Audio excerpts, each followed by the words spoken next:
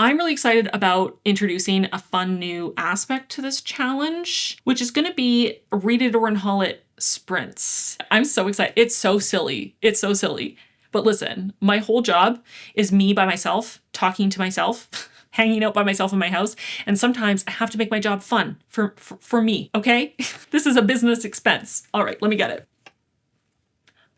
I don't want to hear a single word of judgment. I only want to hear oohs and ahs about how freaking cool this is. Have you ever been to a charity auction, a fundraiser in which there are raffle tickets?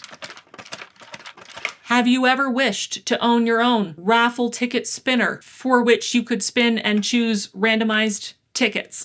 Maybe you haven't, but I have. And now my dream has come true and I am so excited about it. I could just explode.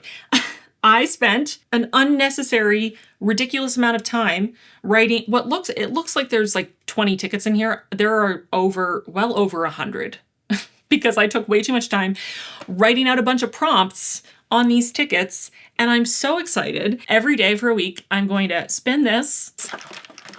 I'm going to pick a random ticket. Every ticket has a prompt on it, but also all the colors of the tickets correspond to a genre because I'm extra like that. I'll put the colors of the tickets and their corresponding genres on the screen. So when I pick a ticket, my aim is to try to find a book on my physical TBR that both matches the genre and the prompt, that also ideally is short enough that I could actually read it in a single day. I cannot be reading bricks like The Pillars of the Earth in a single day. It's just not going to happen. But I also have options. So if I can't find something that fits both, I can just go for one or the other. So I can just pick something that fits the prompt, but maybe it's a different genre than the color of the ticket. Or I could pick something from the genre that the color represents that isn't maybe quite right for the prompt, depending. I felt like it was more fun to write general prompts and then to try to figure it out as I went along rather than writing prompts with a specific book in mind. So some of these might not have a perfect corresponding book on my shelves, which is why I decided to make it a little bit more flexible in that I could choose by the color and the genre or by the prompt if I can't manage both. I'm going to find a book that fits it and I'm going to read it in 24 hours and come back the next day to review it and pick a new ticket. And I'm going to do that for a whole week starting today so I can catch up on this challenge. Yes, it's extra, but again, it's the little things in life that bring us joy. Sometimes we just have to indulge our inner child. And this is indulging my inner child to the nth degree. And I'm very excited about it. I'm so excited about this. I'm going to do individual daily videos on TikTok and Instagram. But in this reading vlog, you will just see me checking in each day as I finish the book. I'm just going to be doing check-ins when I finish the book as a full review. Since I'm doing this much more quickly, I'm not going to check in at the halfway point. Also, this is still part of the Read It or Unhaul It challenge. So if I'm not enjoying a book, I can DNF it and unhaul it. That is also a legitimate option. But either way, I'm going to be able to move 7 books off my TBR bookshelf to unhaul to my little free library or move to my finished shelves. And I'm very excited about it. I'm losing my voice. I'm so excited. So without further ado, I'm going to spin this and figure out what our first book is going to be. Now, I tested this previously and you're supposed to be able to open this little slot and a ticket's supposed to fall out. In my experience, you can spin it for ages and no ticket falls out, but I'm going to try it that way first. If it doesn't work, I do have the key and I'll just reach in and pick one, but I feel like it's more fun for one to drop out the way it's supposed to work. So let's try and see what happens.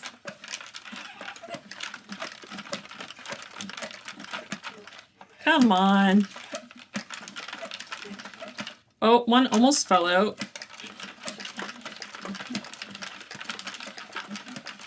Oh my God. I just got so many at once. Okay, hang on. Multiple fell out. I'm going to try to not look at them because I don't want to pick one based on the genre for myself.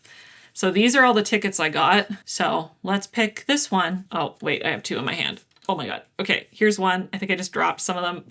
This is a mess. There's the prompt. And I'm going to open my eyes and see what we have. Okay, yellow, that is for a classic. And what is the prompt? Intimidating. Oh, good. Okay. I mean, a lot of times I find books intimidating because of their length, especially classics. But in this case, I'll have to pick one that's intimidating for a reason other than length. Interesting. Okay, we had way more tickets that fell out. Just out of curiosity, I'm going to see what they are. I'm going to put them back in, so it doesn't really matter. And I wrote all of them, but I'm just curious. I fear this will destroy me for litfic. That's fun. Resistance or Revolution for fantasy. Continuous series for fantasy. I need that one. I'm terrible at continuing series. A 5-star prediction, sci-fi. controversial pick for Litfic. And what is this one? The Husband is Suspicious for mystery or thriller. Okay, those are fun, but I will read them in the future. So we have our first ticket, an intimidating classic that is intimidating for something other than length, because I have to read it in 24 hours. I'm going to think about it a bit, and I might pick a few options, and I'll show you what I'm thinking. Faust is an option. All of those are probably too long. I have some French classics I could do, except that there's no way I can read them in a single day. Okay, I maybe went a little overboard here. I think I found some options. Maybe too many options, to be totally honest. Okay, so classics I find intimidating that I maybe possibly could read in a single day. Starting with, I just recently read The Wizard of the Crow by YWMtBH, and I loved it. It was 5 stars. It was amazing. And this book he wrote while in prison on toilet paper, Devil in the Cross, and he was imprisoned because of some of his writings. He was a much beloved, very respected Kenyan author, and this one is coming in at under 300 pages. It tells the tragic story of a young woman who moves from a rural Kenyan town to the capital, only to be exploited by her boss and later by a corrupt businessman. So I'm slightly intimidated by the lore of this one. Wizard of the Crow was much longer than this, but it was quite the read. It was quite a challenging read and very dense. So I'm both intimidated by this, but also deeply intrigued. So there's this one. Then I have On the Road by Jack Kerouac. I have obviously heard of this book my whole life. Set in the 50s underground America, jazz, sex, illicit drugs, and the mystery and promise of the open road. And this is coming in at just over 300 pages, like 304 pages. And I have been meaning to read this book my whole life, but I have felt intimidated by its lore. Also feeling like it's not really my typical kind of book, like my typical genre of classic, but also feeling like it's one of those books that's part of the canon that I should probably read. So then I have Heart of Darkness by Joseph Conrad. Marlowe, a seaman and wanderer, recounts his physical and psychological journey in search of the infamous ivory trader Kurtz. A haunting and hugely influential modernist masterpiece, published 1899, that explores the limits of human experience as well as the nightmarish realities of imperialism. Another book that is deeply in the collective consciousness. This one is a collection that also has the Congo diary in it. But I would just read Heart of Darkness, which is under 100 pages. So very doable in a single day. Also intimidating though. I do have a very short one up next though. Audre Lorde, The Master's Tools Will Never Dismantle the Master's House. This is a collection of essays and it is coming in at under 50 pages. And it's obviously a smaller scale book, so very readable in a day, probably in terms of length, but also I'm intimidated by Lorde's vast intelligence and think that I maybe would want more than a day to fully process the essays. So it doesn't automatically go to the top of my list, mostly because I think I might want more time with the collection. Then I have Meditations by Marcus Aurelius, another one that I've been meaning to read forever, another very short one. I mean, look at this tiny thing. It is, 200 pages, but also teeny tiny. This is another one that I, page-wise could read very quickly, but also I might want to sit with for longer and think about it. So I don't know about that. Then I have Faust, part 1. I only have part 1. I guess maybe I should also get part 2 and read them together. I am very interested in reading this in its entirety. I've seen adaptations, I have performed excerpts, but again, maybe I should wait till I have the whole thing. Then my last 2 are maybe cheating because technically I've started both of them. And I didn't give up, I paused, but in both cases, I was intimidated for various reasons. And maybe this would be a good chance to pick them back up and actually finish them. The first is Paradise by Toni Morrison. I have read and finished Sula by Toni Morrison and adored it. It's 5 stars. It's incredible. It's beautiful. It's amazing. And Paradise, I was more than halfway through. I was buddy reading this with my best friend. She had a baby, so her life was a little derailed. And I just was reading so many things at once and not giving this the amount of focus it needed. And then I ended up putting it down. I would really like to read this properly, but again, it's around 300 pages, but also maybe that's cheating because I have read more than half of it already.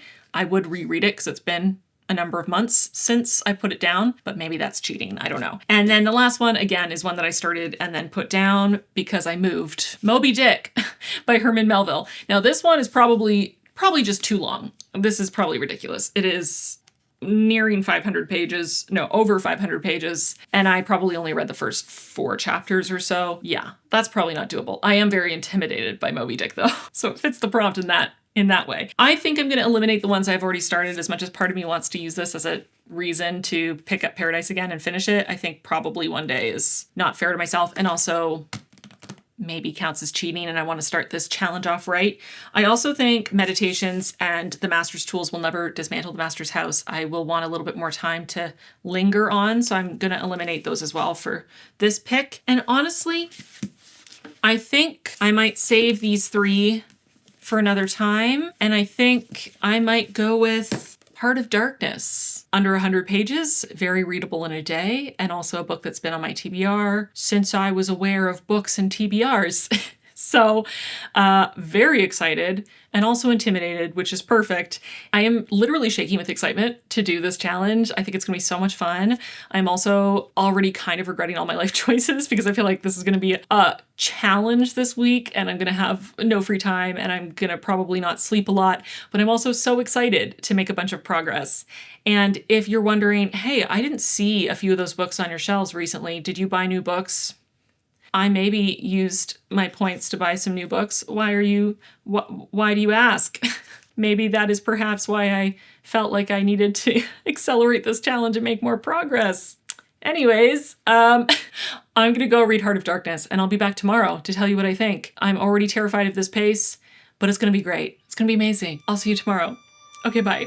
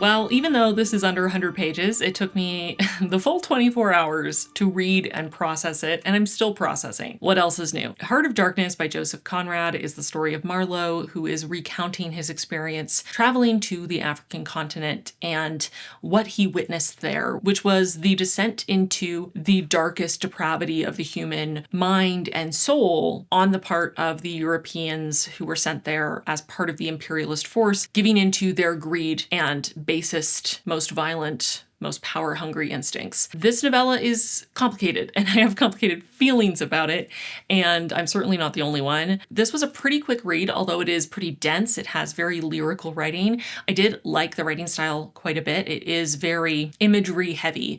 It is very descriptive. There is a lot of traveling down rivers in multiple continents in this novella, and the text also feels like you're traveling down a river. It's just this flowing, constant forward motion. It is very fluid and rhythmic. There's sort of a musical quality to it. And it was very engrossing and immersive and descriptive. And I appreciated that a lot. There are also some really great quotes in here. It is very quotable, and it is exploring the human condition in a way that I think can transcend time, and is perhaps why this novella has stood the test of time. I do also think that it was intended to be an anti-imperialist work, and it does feel like it is attempting to engage with imperialism and to be critical of it, to point out the blatant propaganda, to point out the hypocrisy, to point out how the Europeans are in no way civilized and very quickly lose any semblance of civility once they are in a position to fulfill their basest desires, to use their power to subjugate others. And I do think that there is something of value there, something to be dissected and learned from. And it is really quite an evocative snapshot of a very specific point in history and an interesting way of examining viewpoints at the time about imperialism. That being said, this book is racist. I'm nowhere near the first person to say that. Part of why I'm filming this so late is that I finished it and then I needed to sit with it for a bit, and then I needed to read about it and research about it. And one of the first things that I came across in my research was famous and acclaimed author Chinua Achebe's essay on Heart of Darkness from the 70s, in which he very concisely points out that this book is racist. And I don't disagree. Very early on, I created a tab for racism, and it was my most used tab. I did also use my beautiful prose tab a lot. I used my imperialism tab a lot. I used my propaganda tab quite a bit. My quotes tab, but my most used by far was the racism tab. The African people are dehumanized in every sense of the word in this book. We are in Africa, but this is in no way a book about Africans. It is a book about the European characters and their descent into the darkness in their minds and souls, becoming the worst versions of themselves. The African characters in this book are often not even treated as individuals, and when they are, they usually are depicted in very racist, stereotypical ways, and also usually are not allowed to say anything. And if they do, it's a handful of words here and there. I entirely understand where Chinua Achebe was coming from with his essay. I would recommend reading it if you have read Heart of Darkness, or if you are planning to, please read it along with the essay and read it critically and consider criticisms that have come up about it and about its framing of the African continent and African people. I'm always an advocate for reading critically, so this is nothing new, but I do think that reading this book uncritically or teaching this book in an academic setting uncritically would be doing a great disservice to everyone. I would also recommend reading this as a companion with Chinua Achebe's novel Things Fall Apart, which is a literary response to Heart of Darkness. It is not, a retelling or something, but it is an African novel that examines some very similar themes, but from an African perspective, deeply humanizing the African characters without mythologizing them, without making them into two-dimensional heroes. It is depicting African characters in their full complexity and examining the depths of their minds and souls, both positive and negative. And it is a great novel. I read it a few years ago, and it is so worth your time. I would highly, highly, highly recommend.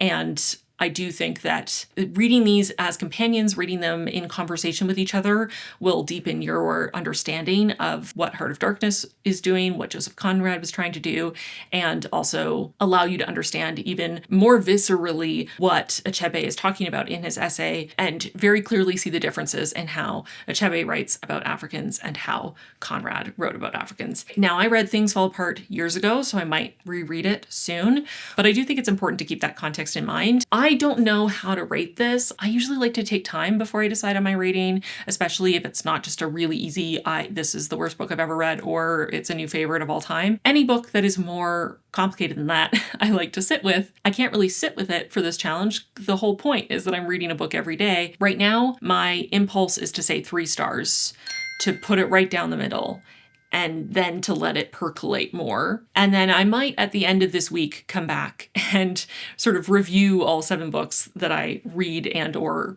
DNF and unhaul for this challenge and sort of finalize my ratings with a little bit more time to think about it. But I do think this book has its moments. I think it has some really beautifully written moments. I think it gets to the heart of some of the darker aspects of humanity and existence. And it is sort of existential, and it is gorgeously written. And it is also pretty rough to read because of the racism. And every time I read a classic and I struggle with how a group is being depicted, I get people telling me that I can't judge classics based on current day morals, or that I can't judge classics through a modern lens. And I am here to say, yes, I can.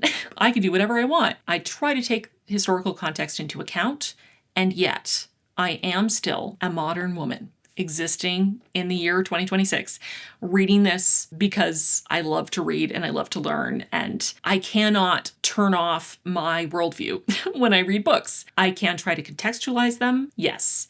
If I read a modern book that was this racist, would I even remotely consider giving it 3 stars? No. So as you can see, I am already taking historical context into account. No, I would give it 1 star. Or much more likely I would have DNF'd it very early on. So I am reading it, taking into account the historical context. I just also, again, don't think it's particularly useful to pretend that our thoughts and feelings about things don't change over time. And if we continue to study classics for decades or centuries, perhaps the way we talk about them and teach them should evolve over time as we evolve and our ideas about the world evolve. You know, maybe that's just me. But this was a very interesting experience. I am glad that I have finally read it. I think I'm going to continue to do what I've been doing for the last several hours, which is watch lectures about this book, read essays, research into the time period and imperialist rhetoric of the time and the specific imperialist project in the Congo at the time, and take all of that into account and possibly reread Things Fall Apart. I believe there might be a sequel to Things Fall Apart. I feel like I remember that being a thing. Maybe read the sequel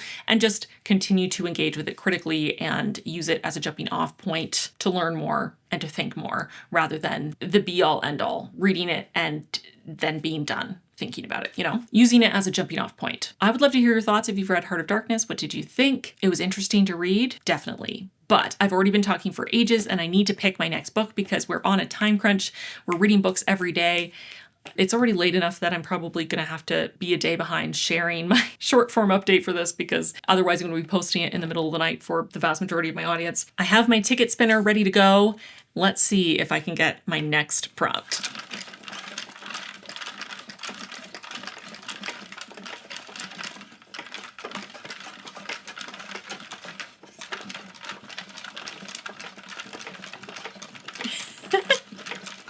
Come on. Did I put too many in there? What's the deal? Oh, I got one. Okay, wait. I looked. I did see the color. I didn't mean to. That is the prompt. I did see the color. It's green, which means sci-fi. And the prompt is judging me from my shelf. Okay. Let me see if I can find something that I feel is judging me. Ideally, sci-fi. I have a pretty small sci-fi section up here. We'll see. This shouldn't be too hard, actually. I feel like all of my sci-fi novels, all the sci-fi novels in my physical TBR are judging me because I have not been reading enough sci-fi lately. I have been completely neglecting the genre as a whole, and I feel terrible about it. That's probably why I wrote this prompt. So let's pick some options. Apparently, I feel that many sci-fi books are judging me for my shelves because look at this. Most of these are not super short, so we might have a problem here. Okay. Absolution by Jeff Vandermeer. I read and loved the Area X trilogy while it was still a trilogy, and I got this as soon as it came out. I think I pre-ordered it and I have not read it yet. That being said, it is approaching 450 pages. Probably not the best pick. I also kind of wanted to reread the Area X trilogy before I read this, so probably not a good idea for this. Then, The Left Hand of Darkness by Ursula K. Le Guin. I need to read it. I know I need to read it. I know. I know. This one is under 330 pages, maybe doable in a day, but do I want to read The Left Hand of Darkness, one of the most famous sci-fi novels of all time, in a single day? I don't know. Maybe I want to be able to linger on it a little longer, you know? I don't know. Okay. It is judging me though. Okay. Then I have 4 sci-fi picks from Aardvark Book Club. We Have Always Lived on the Horizon, Salt Crop, After the Fall, and The Radiant Dark. So I will give you the briefest rundown of each of these. We Lived on the Horizon is a dystopian novel, I believe, an engrossing new novel about a bioprosthetic surgeon and her personal AI as they are drawn into a revolution. And this is just over 300 pages. Then Salt Crop, I've read one other book by this author and I really enjoyed it. This one is in Earth's not too distant future, seas consume coastal cities, highways disintegrate underwater, and mutant fish lurk in pirate-controlled depths. Skipper, a skilled sailor and the youngest of 3 sisters, earns money skimming and reselling plastic from the ocean to care for her ailing grandmother. An epic journey spanning oceans and continents and a wistful rumination on sisterhood, friendship, and ecological disaster. This one is getting closer to 400 pages, so maybe a little long for this challenge. Then we have After the Fall. I did have an arc for this author's previous work, Mickey 7, and I enjoyed it. So I was curious about this one as well. A buddy comedy hidden inside an alien invasion story that asks an important question. Would humans really make great pets? And it is under 300 pages. Looks like it's around 270, so shortest one to date, might work best for a single day. Also seems like it's more lighthearted, which might be a nice change of pace from Heart of Darkness. And then The Radiant Dark. This one is described as tracing 5 decades of love, loss, ambition, and self-discovery. The Radiant Dark is a stunning examination of a family navigating their lives with the knowledge that we are not alone. I think this is a story of first contact with alien life. This one does feel longer than the others though. It's around 400 pages. So also maybe a little ambitious for a single day. I might eliminate my 2 roughly 400 page options for that reason. And that leaves us with We Lived on the Horizon and After the Fall. I think We Lived on the Horizon has been judging me more, if only because I've had it on my shelves for quite a bit longer. I had so many options for this, but I am going to be going with We Lived on the Horizon by Erika Swyler, and I'll be back tomorrow to tell you what I think.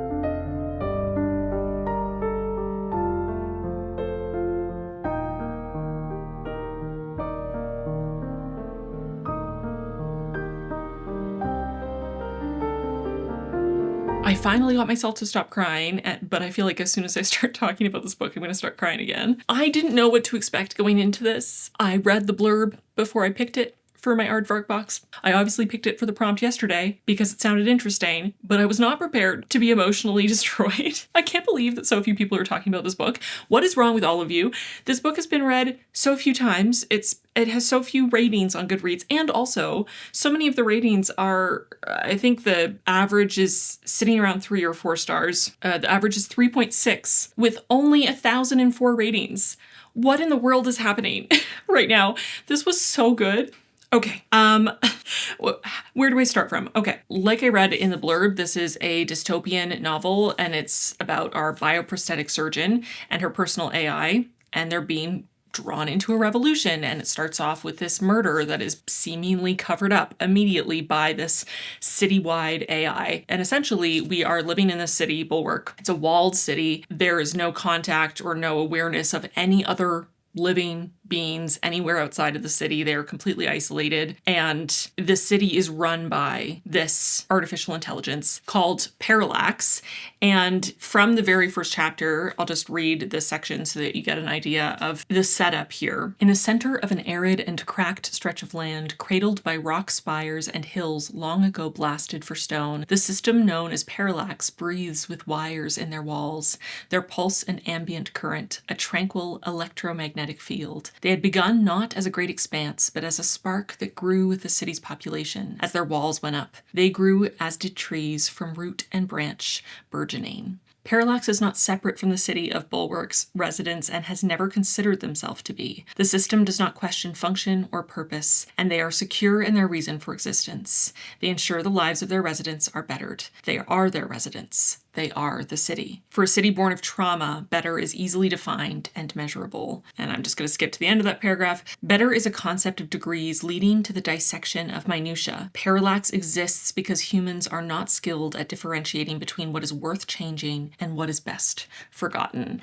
And I feel like that is a great setup. I mean, clearly Erika Swyler is a good writer, or I think that she is. I think that is a wonderful setup for the story that is going to be told. And not only did I love the world building here, it is not necessarily super hard sci-fi. I would say the world building is on the more minimal side. You learn what you need to know for the story to be told, but the story is so much about the characters. It is a character-driven story. We are following our protagonist, the bioprosthetic surgeon, Anita, and her AI assistant, Nyx, who was previously her house, because in this world, those in the highest caste of society, the saints, of which Anita is one, they are given these high-tech homes where each house is run by sort of a subsection of Parallax, of the city system. They each have their own name, and they sort of function as an individual, as a butler, as a chef, as a secretary, as a personal assistant, as whatever the homeowner needs. They run the whole system. They care for their residents. And Anita in particular has this unusual relationship with her home AI because she lost her parents young and was raised in her grandfather's home. And this home AI ran her grandfather's house and essentially helped raise her and was her nanny growing up. And then when her grandfather passed and she inherited the home and inherited this AI, she didn't wipe its memory, as is custom, and continue to develop this relationship. And then in her older age, realizing that she didn't have an apprentice for her bioprosthesis business, for this art that she practiced, and she knew that she wanted to pass this on to someone. She learned it from her grandfather. She wanted someone to know how to do this, someone to be able to keep helping people who couldn't afford to go through traditional routes to go to the hospital and to have to pay off that life debt. She worked on a gifting basis, so she was helping people in need, but also she has this passion for the art form, for the science of what she's doing, and she wanted to teach someone, and she ended up deciding to teach Nyx, her house, and decided to build him a body so that he could actually do these procedures. He could do surgery, especially to help her as she is getting older and her hands are maybe not as steady as they used to be. And their relationship was so fascinating because not only is Nyx her nanny, they helped raise her, but also in some ways she is Nyx's mother. She created them. She brought them into a new version of existence, and she is teaching them all kinds of basic things like how to walk and that they have to eat and all kinds of human experiences and feelings and sensations that they have never experienced before. And so they have this very layered, complicated relationship, and I just thought it was so beautiful. Their dynamic, so many moments between them made me cry so many times. And then not only do we get that beautiful relationship, which really felt like in many ways the emotional core of the story, and Nyx and their transformation into a new version of themselves and really into a new and completely original form of life. That is very much the core of this story in so many ways. But then we also get the incredible relationship between Anita and her ex-wife, essentially. I don't think they were never legally married, but ex-common law, essentially, very long-term partners, Helen, and they're still in each other's lives, and they have this absolutely adorable two older women who are both very grumpy and very set in their ways and kind of mean to each other vibe, but they clearly know each other so well and they love each other so much, and all of their interactions were just grounded in so much reality. And they had me laughing and they had me giggling and kicking my feet. Did I think that a sapphic romance between two women, I believe they're in their 60s, would have me giggling and kicking my feet? Did I think I'd get a frisson from an older woman kissing another older woman's collarbone? Not necessarily, but I did with this book. They were so cute. Oh my God. I couldn't. I don't want to spoil anything. I just love them so much. I love their dynamic. I love all the history they have. I love the idea of starting this book with them after their breakup, but they can't let go. They have spent too much time together. They don't want to learn anyone else. They don't really want to make new friends. They don't really want to bend for anyone else. And while they find it annoying to have to spend time with each other because both of them are very prickly in their own ways, it's a comfortable kind of annoying. And they will always love each other. And so they just continue to spend time together. I adored them. I adored them so much. They made me feel so many feelings. They made me so goddamn emotional. I kept crying again and again and again. I loved them.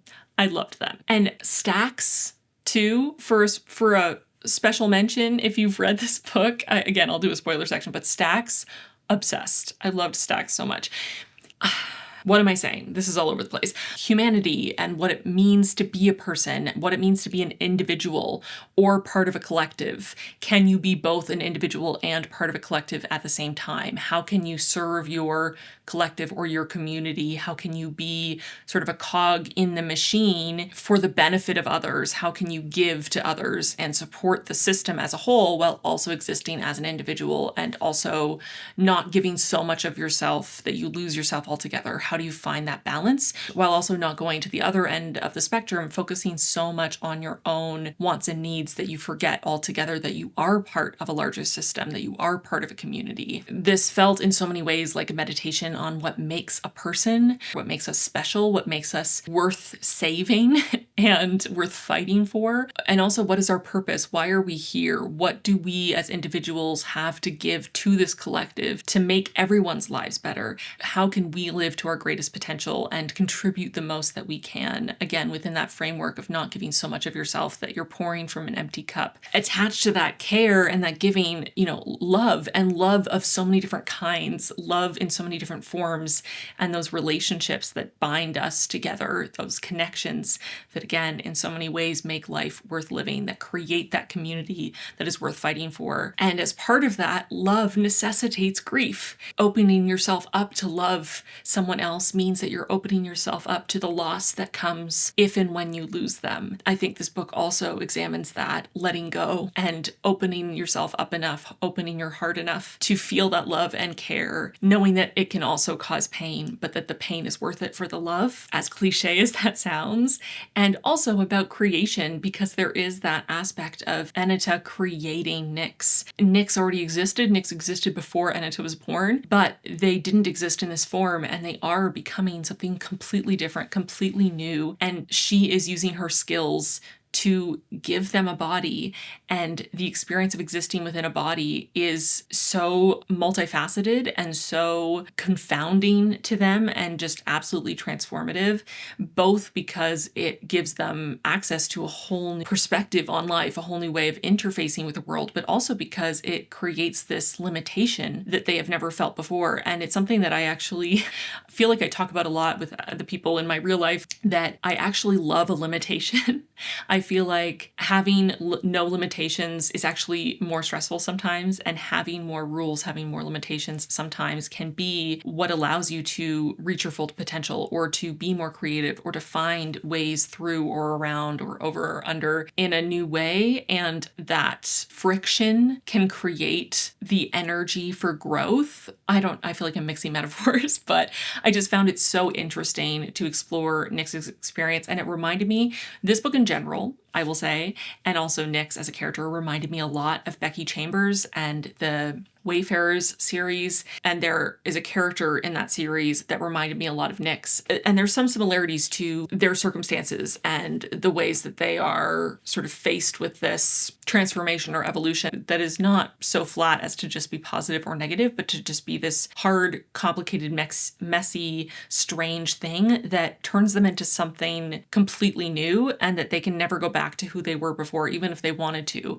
now that they've experienced this new way of existing in the world. And I loved it when Becky Chambers did it, and I loved it when Erika Swyler did it. I guess I'm a sucker for this kind of story. I must admit that I am a Trekkie, and I do love characters like Data or the Doctor, and this book dealt so much with those concepts of individual versus community or collective, or, you know, a single node versus the entire system, that you can be both at once, and you can be both at once without compromising either, but that it is a balancing act and that there is a cost to maintaining that balance. On top of the character-driven narrative here and the way that it made me sob over and over again because I loved the characters so much, this is also just a really interesting examination of a utopia falling apart, a system that was built to benefit everyone, a system that was built to reward those who sacrificed the most, that loses its way, a system that, again, is attempting to reach something like fairness. But I think that this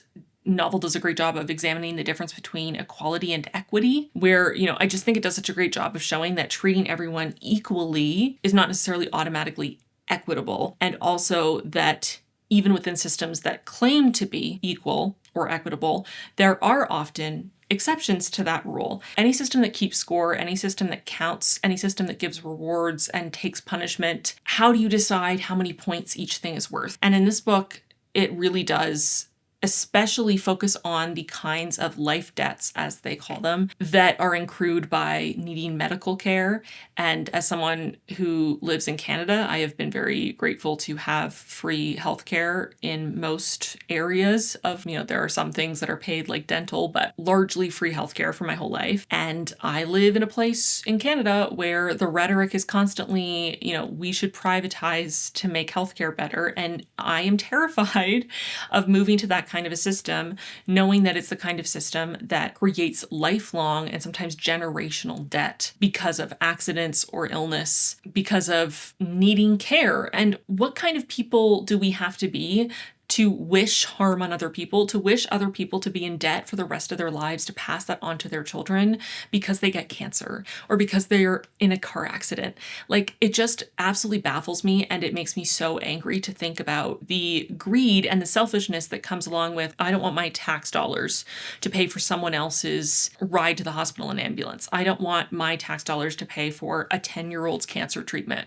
because they have leukemia. Like, I do not understand the rejection of community care and support. And anyway, I could go on a rant, but I thought that this novel depicted it so clearly and in such an obvious way. Even goes further in this very clear comparison between what Enida is doing, which is creating basically growing body parts for people, growing organs or growing hands or growing ears or eyes for people who have lost them, and is not charging them, is not scanning them and giving them life debt for this. She's just helping people when they need it, and she's doing it because she can. And yet, at the same time, there's this culture of these body martyrs who are regular people who feel this calling to give, to donate, and as living donors will donate organs, body parts until they no longer can survive, mostly for this upper class, the saint class, which are, you know, these people who at some point in their history, someone in their family or several family members did enough for the early version of their society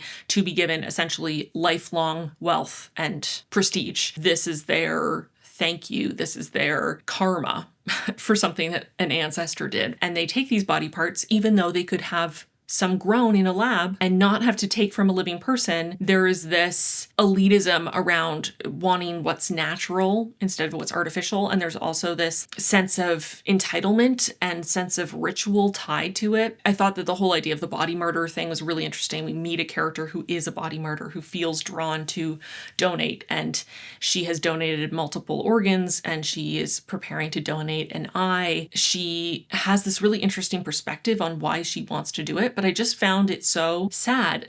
And, Enida really feels that sadness because she just thinks, I can help all these people. I can grow you a new liver. I can grow you an eye.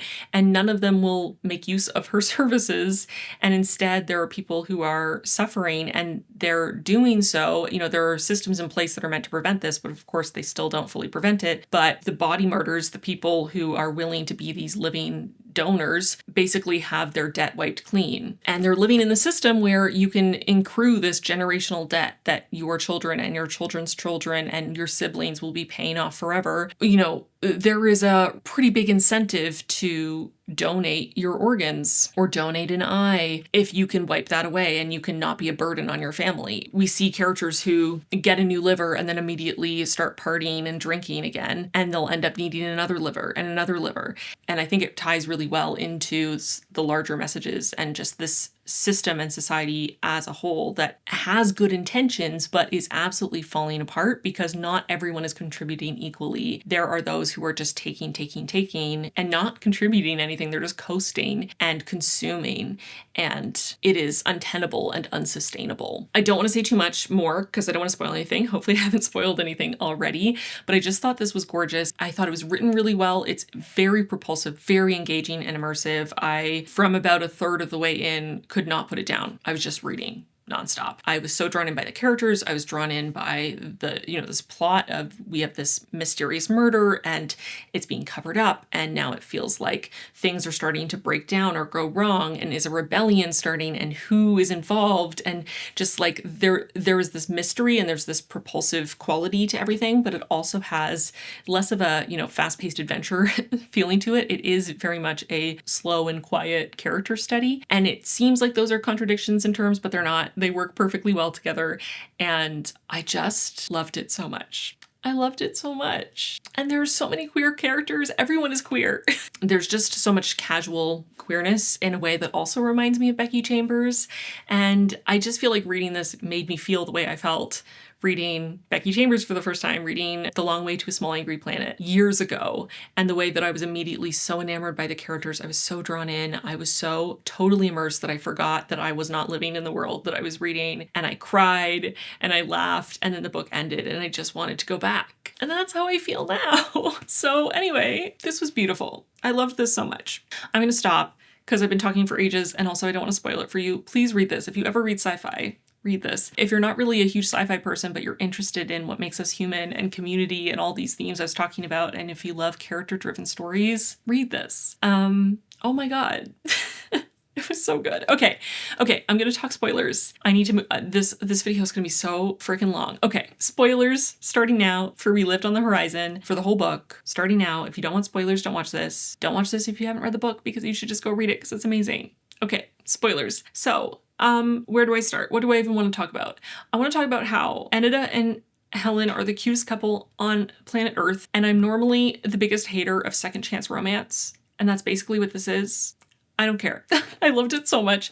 I was obsessed with them. I loved them just finally begrudgingly accepting that they didn't have the energy to and not in a, they weren't in an abusive or terrible relationship. They just they irritated each other. They poked at each other. They sometimes brought the worst out in each other, but they also brought the best out in each other. And they also knew each other better than anyone else did. And they just finally realized that it wasn't worth trying to find something with anyone else because they would never find anything remotely close to this. And they already had their person, and they just had to accept that the other person was going to irritate the hell out of them for the rest of their days, but that was worth it because they just couldn't live without them. And they were just so cute. I loved them so much. I loved them so much. I was obsessed with them. They had so many absolutely adorable, sweet, lovely moments, and the ending fucking broke me, okay? Basically, I am doing the spoiler section with the assumption that you have read this book and you know what I'm talking about, because we get to the end. Nyx and Naren have left, and Anita and Helen have stayed behind, and this rebellion is in full force. They've taken down the Parallax, the system that runs the city, with Parallax's help, because the AI that runs the city realized that they were actually working against their purpose, that they were making life difficult for so many people, that actually the majority of people were suffering under this system, and they couldn't see a way to fix it without burning it down and starting again, essentially. And so they helped to create a virus, a code for Nyx to upload into the system to shut it all down so that the system could refresh and start again. And Helen and Anita are, part of the class of people that are being overthrown. They are, they have come to realize that as much as for Anita, she has spent her life in service and trying to help people, she still is living a life of extreme luxury in comparison to how the majority of the people in the city are living. And for Helen, she's a historian, she's a teacher, but she has this strong sense, and kind of always has, especially because she's a student of history. She has seen this pattern repeat itself, and she knows that they are part of this class. They're the tiny top of the pyramid that are contributing very little to the system as a whole, and yet the amount of resources that they are provided is the pyramid flipped the other way around, and that they don't deserve it, and that this will only cause anger and revolution. They are hiding out in Anita's home, just sort of waiting for the end. Anita knew every crease in Helen's face, even the ones it was too dark to see properly. She knew Helen's body as well as her own, Helen's voice, and the way it lived inside her. There was too much to say and also not enough, and that was what was supposed to happen when things ended. You know how I feel, don't you? At this, Helen's quiet a smile. Of course. And same. I always have. Oh yeah, and then this part too. Bend a little, Helen said. You think that all these years I've wanted you to be different, but you never consider that I still know you, still let you in my home, still have a chair and a bed for you. We're too old to change much, En. You're stubborn and selfish and childish and brilliant and all these things that I hate. You're awful and broken and perfect, and here I am. And then En says, why do you have to know everything? And Helen comes back with, because I'm an arrogant know-it-all who made it her habit to study you, even though it made me insufferable. And then on the next page, do you mean it? You won't go without me? I can't, Helen said. Even if there is another place, there really isn't anywhere else. Not without a Malovis, which is her last name. Even after decades, Helen's head fit perfectly in the place where collarbone curved to breast. Home in another person. They'd managed to bleed together, and if Helen was crying at all, Anita knew better than to mention it. And comforting your dearest friend and treasured enemy, the person who you were made for, well, was it novel? She felt Helen's fear and knew it for loneliness. What quiet kind of terror it must be to be a student of history who spots an oncoming end. What bravery to know it and to stay. I'm not okay. I'm not okay. I love them so much. Hang on, I have to highlight more of that. I highlighted most of that already, but I have to highlight the rest. 1 second. And then also this is so incoherent. I really hope that those of you watching this have actually read this, because otherwise you're gonna be like, what? Elizabeth, what are you talking about? It's fine. Also, Nyx and Anita saying goodbye, because they really have this layered, complicated relationship. Anita is short, 152.5 centimeters, well below the average for an adult citizen of Bulwark. They tag this important. Her face is deeply lined and a similar color to the stone bodies of their favorite houses. They file this as essential. Code it 739112. Their preferred color. They will at some point write over everything else. But not this. Nyx knew her grandfather and grandmother, her parents, but it is Anita they most gravitate to. They were ever changing to be helpful to her, for her life to be better, to be what she wished it. Nyx was not meant to have a preference. Ever. They'd expected erasure after Byron's death, but Anita hadn't done that, and they never asked why. But they chose her again and again, above all else, and had done so for years, long before they were hers, before she became theirs. And Helen is there, and she opens her mouth to speak, but she can't say anything. She just can't find the words. And Nyx is thinking, it's enough that she has loved Anita for nearly as long as they have, longer than any other person, living or dead. It's impossible not to see the parts of Helen's face that are also theirs. This body is a child of hers too. It is enough, and it is not. A body is a perception of time, one they dislike, and it is time to go. Anyways, I'm not okay. I'm not okay. Can you tell I'm not okay? Oh my god.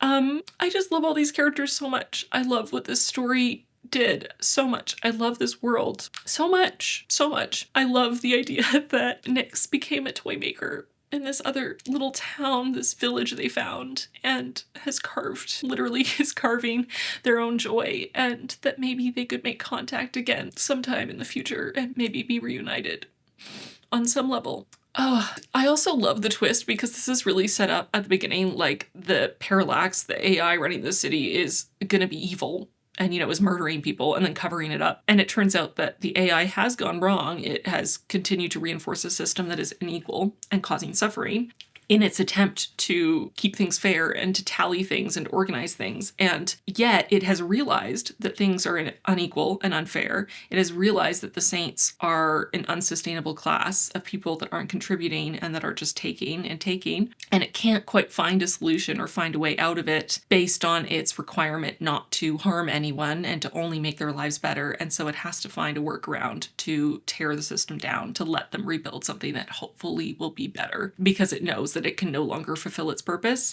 and that it does genuinely care about the city and about these people, and it is not willing to continue to survive if it is going to be harming the city and the people within it. And I just thought that was a nice twist because you know, in a world where AI is everywhere and it feels so dystopian, and almost every version of AI that I've read about, I feel like in a book, unless it's a, you know, a one-off person who is AI who gets to attain personhood, I feel like so often it is this like terrifying dystopian thing where the AI turns against humanity. And it was nice to see a version of that where, you know, the AI's attempt to create a utopia failed, but instead of becoming this maniacal dictator, it tried to find a way to let humanity take over because it realized that maybe they were better suited to creating a system, or at least it had the hope that they could create a better system and that maybe they didn't need it anymore now that they were outside of this, you know, really dire time of survival and, you know, barely surviving. That was just kind of a nice change of pace, to be honest. Yeah, I don't know what else I can say. I'm a mess. I don't know. If you've read this, please share your thoughts in the comments. I would love to talk to you about this, please. I hope some of you have, because I need to talk about this more. I guess it's good I'm in the middle of a challenge where I'm reading a book every single day, because there's no time for me to even have a book hangover and to get into a reading slump, because I otherwise 100% would be. This might be my favorite read of the entire year so far. I've read some other amazing books this year, so don't quote me, but this might be my favorite book of the year. I loved this so much. This was very clearly a 5-star read. I mean, are you shocked? I don't think so. This was beautiful. I loved this so much. I need to go out and read everything else Erika Swyler has ever written immediately, or alternately save it forever, like hoard it like a squirrel before winter, because wow. Yeah, this very much, if you are a fan of Becky Chambers, I think you will love this. And I am. So I did. Wow. Okay. That's We Lived on the Horizon. That was amazing. I'm going to spin my ticket spinner thing and pick another ticket and pick another book, I guess, because that's what we're doing. So let's go.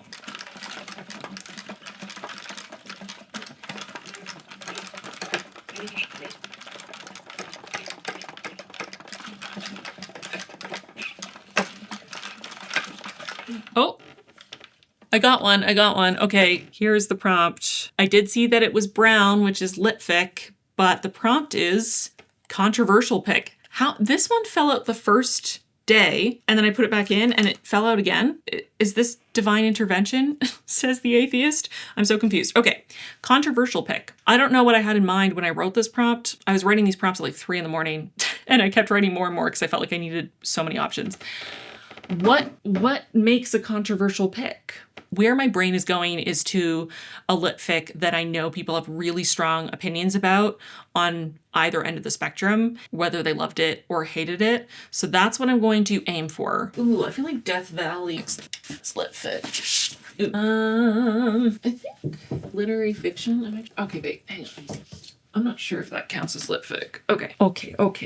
It occurred to me as I was looking for an option for a controversial litfic that I feel like almost every litfic is controversial for some reason. I feel like Literary fiction, by its very nature, allows authors sometimes to get a little bit more into their interiority. Sometimes it allows them to get a little more experimental, a little weird. They can be very niche, very specific stories. And I feel like for that reason, they can be very polarizing. So I feel like almost every lit fic on my shelves, I've seen very mixed reactions about. So it wasn't as hard as I thought it would be. I don't know if all of these would be primarily considered lit fic, but in my brain, I've categorized them as lit fic. So these are the options I have. I have White on White, which I bought years and years ago. A student moves to an unnamed European city and rents an apartment from Agnes, a painter who lives in another town with her husband. One day, Agnes arrives in the city and settles into the upstairs studio. White on White is a sharp exploration of the narrow divide between happiness and resentment, creativity and madness, and the experience of what it means to be truly vulnerable laid bare.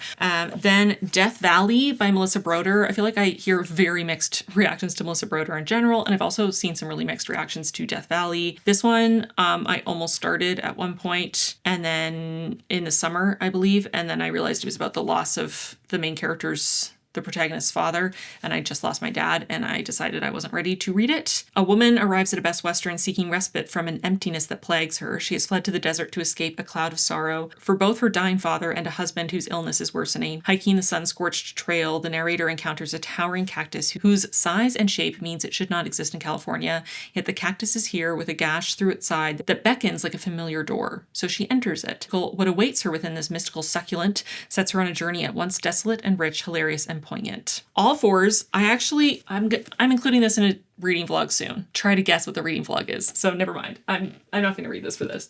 You can wait for that reading vlog instead. Okay, Worry. This one, I can't even remember how this was described. Oh, comedic? I don't remember it being comedic. A Seinfeldian debut novel about two sisters turned roommates navigating an absurd world on the verge of calamity. Deadpan, dark, and brutally funny, Worry is a sharp portrait of two sisters enduring a dread-filled American moment from a nervy new voice in contemporary fiction. So, okay. Moderation by Elaine Castillo. This one, also an aardvark pick. Sometimes people just click. This one is imagining the future of big tech and its ambitions, but at its heart, this bold, inventive novel is a love story, a romance of repressed longings, class conflicts, and unruly desires. Moderation reveals the world-building power of love, positing that the most transformative, futuristic, immersive story of all is one that speaks to our ancient hopes, that harm can be met with repair, grief can be met with succor, and two people from entirely different universes can save each other and perhaps the world. Sirens and Muses, I feel like this was all over Book Talk for a while there, like an aesthetic pick for people to read, but I also feel like I've seen some really mixed reactions to this book. I think most people who didn't like it, from what I'm remembering, felt it was boring, but maybe I'm thinking about a different book. Four artists are drawn into a web of rivalry and desire at an elite art school on the streets of New York in this magnificent debut for fans of Writers and Lovers and The Goldfinch. With a canny, critical eye, Sirens and Muses overturns notions of class, money, art, youth, and a generation's fight to own their future. And then Catalina. Is this literary fiction? I actually do not know. I cannot remember. I bought this so long ago that I cannot remember if it is literary fiction. I think it is. A year in the life of Catalina, a wickedly wry and heartbreakingly vulnerable student at an elite college, forced to navigate an opaque past, an uncertain future, tragedies on two continents, and the tantalizing possibilities of love and freedom. Which one do I want to read? What do I think? I am tempted. I'm not going to lie. I am being swayed by how long or short some of these books are. I am tempted to focus on the shorter ones because we are doing a, 24-hour thing. I think I might choose between these three and save these for maybe another prompt or another day. What do I think? Death Valley, am I prepared for this? I just cried so much in the last 24 hours. Reading We Lived on the Horizon. I'm a little afraid that this is going to make me cry a bunch because of the subject matter. I don't know. And also, look at the cover. I don't know. And then White on White. I have really been wanting to read this. It sounds very weird and experimental, which I like. Or this one also sounds really interesting. I'm going to skip Death Valley for now. You know what? I am tempted to try Catalina because I'm curious if I will like it more than Mandy did. And I've been wanting to read this, which is why I bought it. So let me read the whole blurb for you. When Catalina is admitted to Harvard, it feels like the fulfillment of destiny. A miracle child escapes death in Latin America, moves to Queens to be raised by her undocumented grandparents, and becomes one of the chosen. But nothing is simple for Catalina, least of all her own complicated, contradictory, ruthlessly probing mind.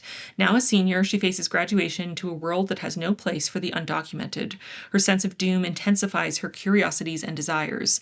She infiltrates the school's elite subcultures, internships and literary journals, posh parties and secret societies, which she observes with the eye of an anthropologist and an interloper's skepticism. She is both fascinated and repulsed. Craving a great romance, Catalina finds herself drawn to a fellow student, an actual budding anthropologist eager to teach her about the Latin American world she was born into but never knew, even as her life back in Queens begins to unravel. And every day, the clock ticks closer to the abyss of life after graduation. Can she save her family? Can she save herself? What does it mean to be saved? So I'm going to go read Catalina for a controversial pick for literary fiction, and I'll be back tomorrow to let you know what I thought.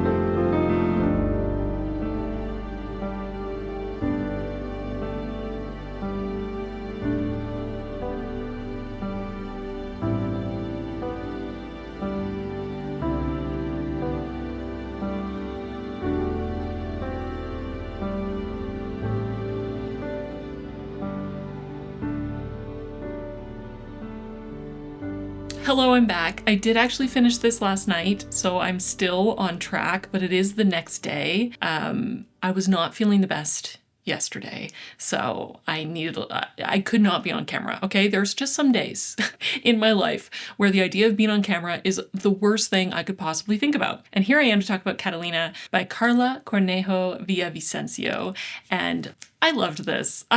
This was great. This was so up my alley. This is very much dispassionate, very intelligent, very lonely, very sad, very wry and witty, and also has some attachment wounds protagonist moving through spaces where she is objectified and othered and is both trying to find genuine connection and live life authentically, but also grappling with being objectified or sexualized or othered or stereotyped, or people attempting to put her in a very small, specific box, and both wanting to manipulate that box putting for her own power and privilege, to try to find power in a situation where she doesn't have as much as she would like, trying to find power and agency for herself within an unequal situation, but also sometimes kind of struggling with the line between performing what other people want for her own benefit and performing what other people want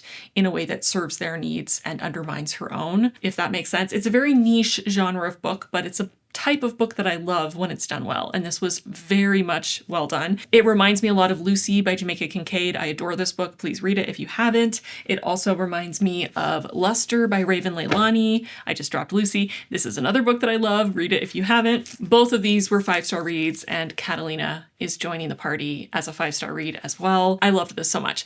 I'm probably not going to do a spoiler section, and I'm probably not going to talk in too much depth, which some of you will probably be mad at me about.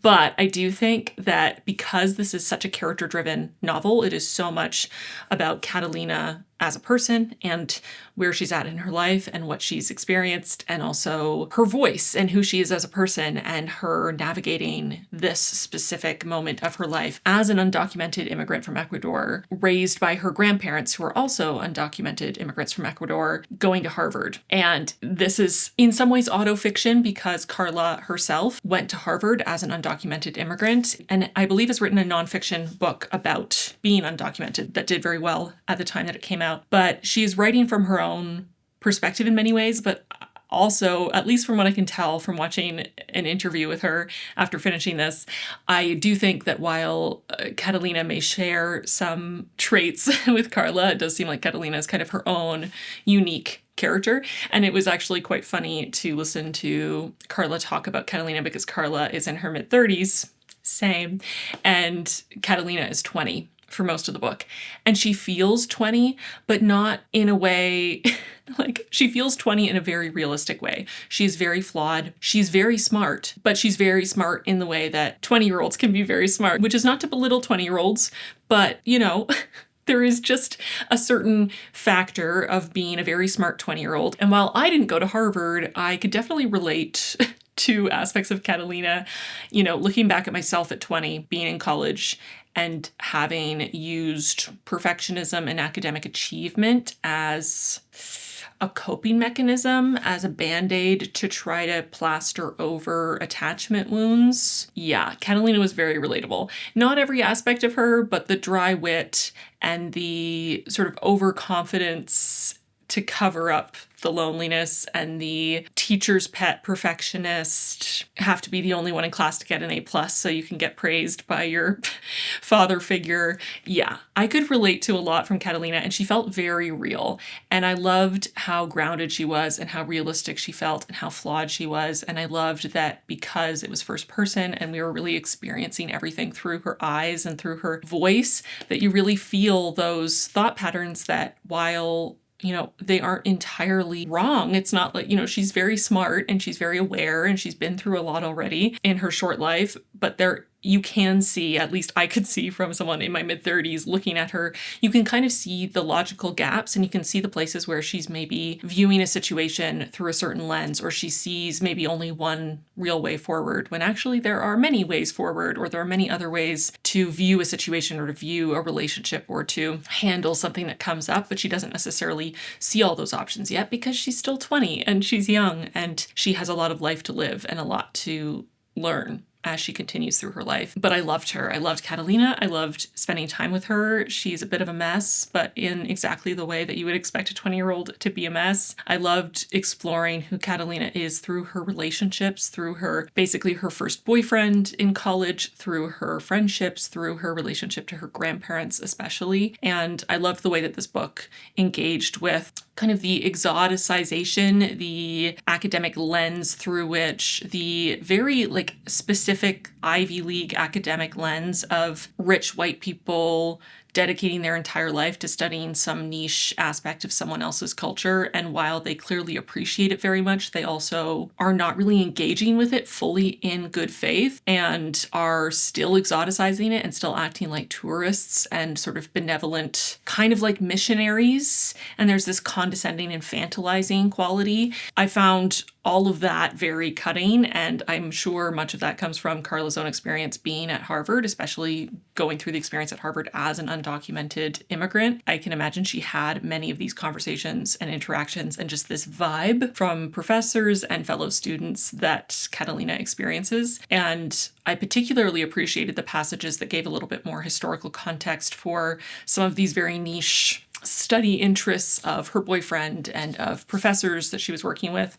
Just those little interjections of historical context that added so much. And there are also interjections talking about sort of different stages in history in how the US in particular handled immigration and undocumented immigrants, which I found very useful as a non-American reading it. And I found this both very informative, but also just deeply engrossing and immersive as a character study, as, you know, this is not Catalina as representative of every young undocumented immigrant to live in the US. It is Catalina as a one-of-one, incredibly unique individual living in the world and experiencing it and trying to process the losses she's had and the life she's been given and the great privilege she has access to, but has access to on a very conditional basis. And she's highly aware of how precarious her situation is, and yet she can't quite fully make herself take full advantage of it without some skepticism and some cynicism and some wry humor and a little bit of laissez-faire and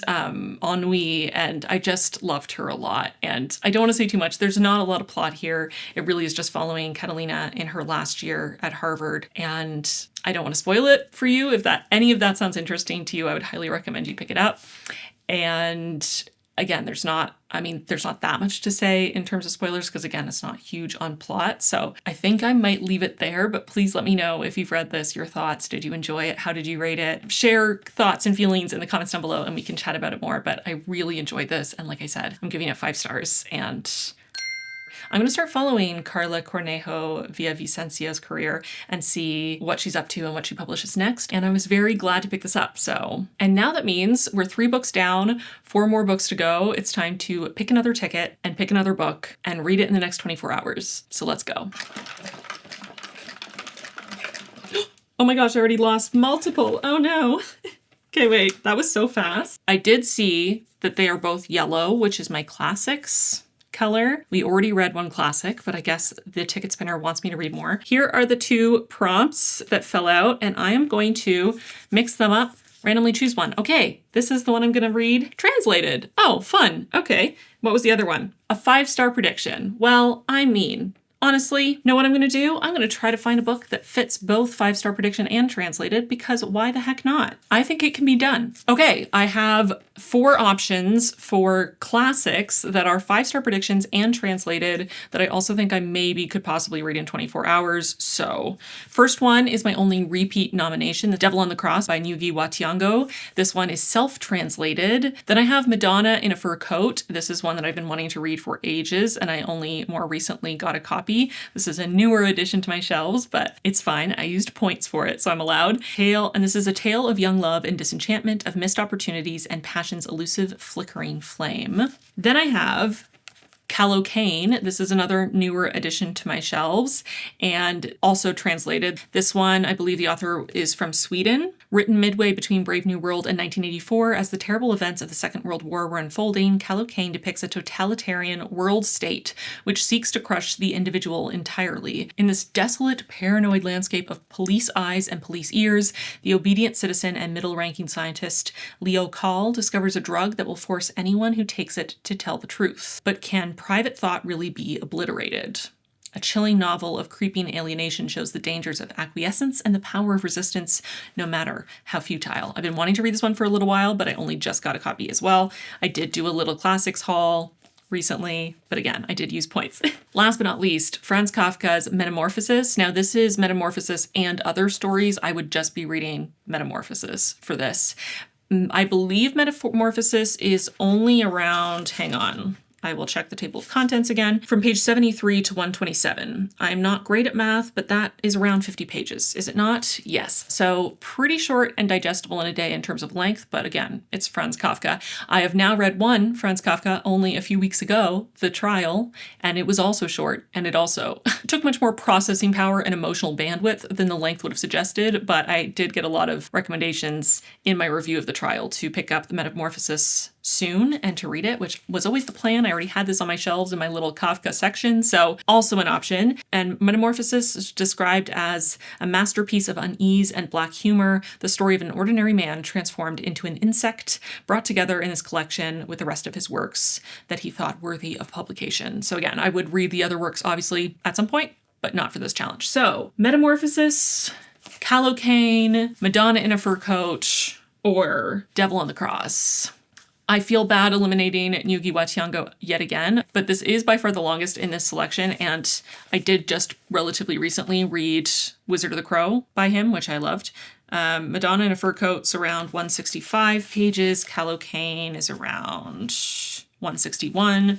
So I am going to save Devil on the Cross. Again, I keep bringing it up. Maybe I'll read it for this challenge yet. Part of me is tempted to choose Madonna in a Fur Coat, if only because Metamorphosis and Kallocain both have sort of slightly sci-fi vibes. And I did read a sci-fi novel for day 2. And yet, am I ready to read another Kafka this soon, or do I need to wait longer? I don't know. Kallocain, I am very curious about. I am a big fan of Brave New World and 1984. I read both as a teenager, and I loved both. You know what? I think I'm gonna go with Kallocain. I'm really curious about this. I only learned about this book maybe a few months ago, and I've been intrigued ever since. You know what? I don't care if I read 2 sci-fi in this week. Why not? I am very interested in this. When was this actually published? 1940. Cool. Well, this is definitely a 5-star prediction. I'm excited to read it, so I'm gonna go get started because I am a little behind since I delayed filming my Catalina review because I did not want to be on camera yesterday at all with any fiber of my being. So I have less time technically to read this now, so I better get on it. And I'll be back tomorrow to let you know what I think.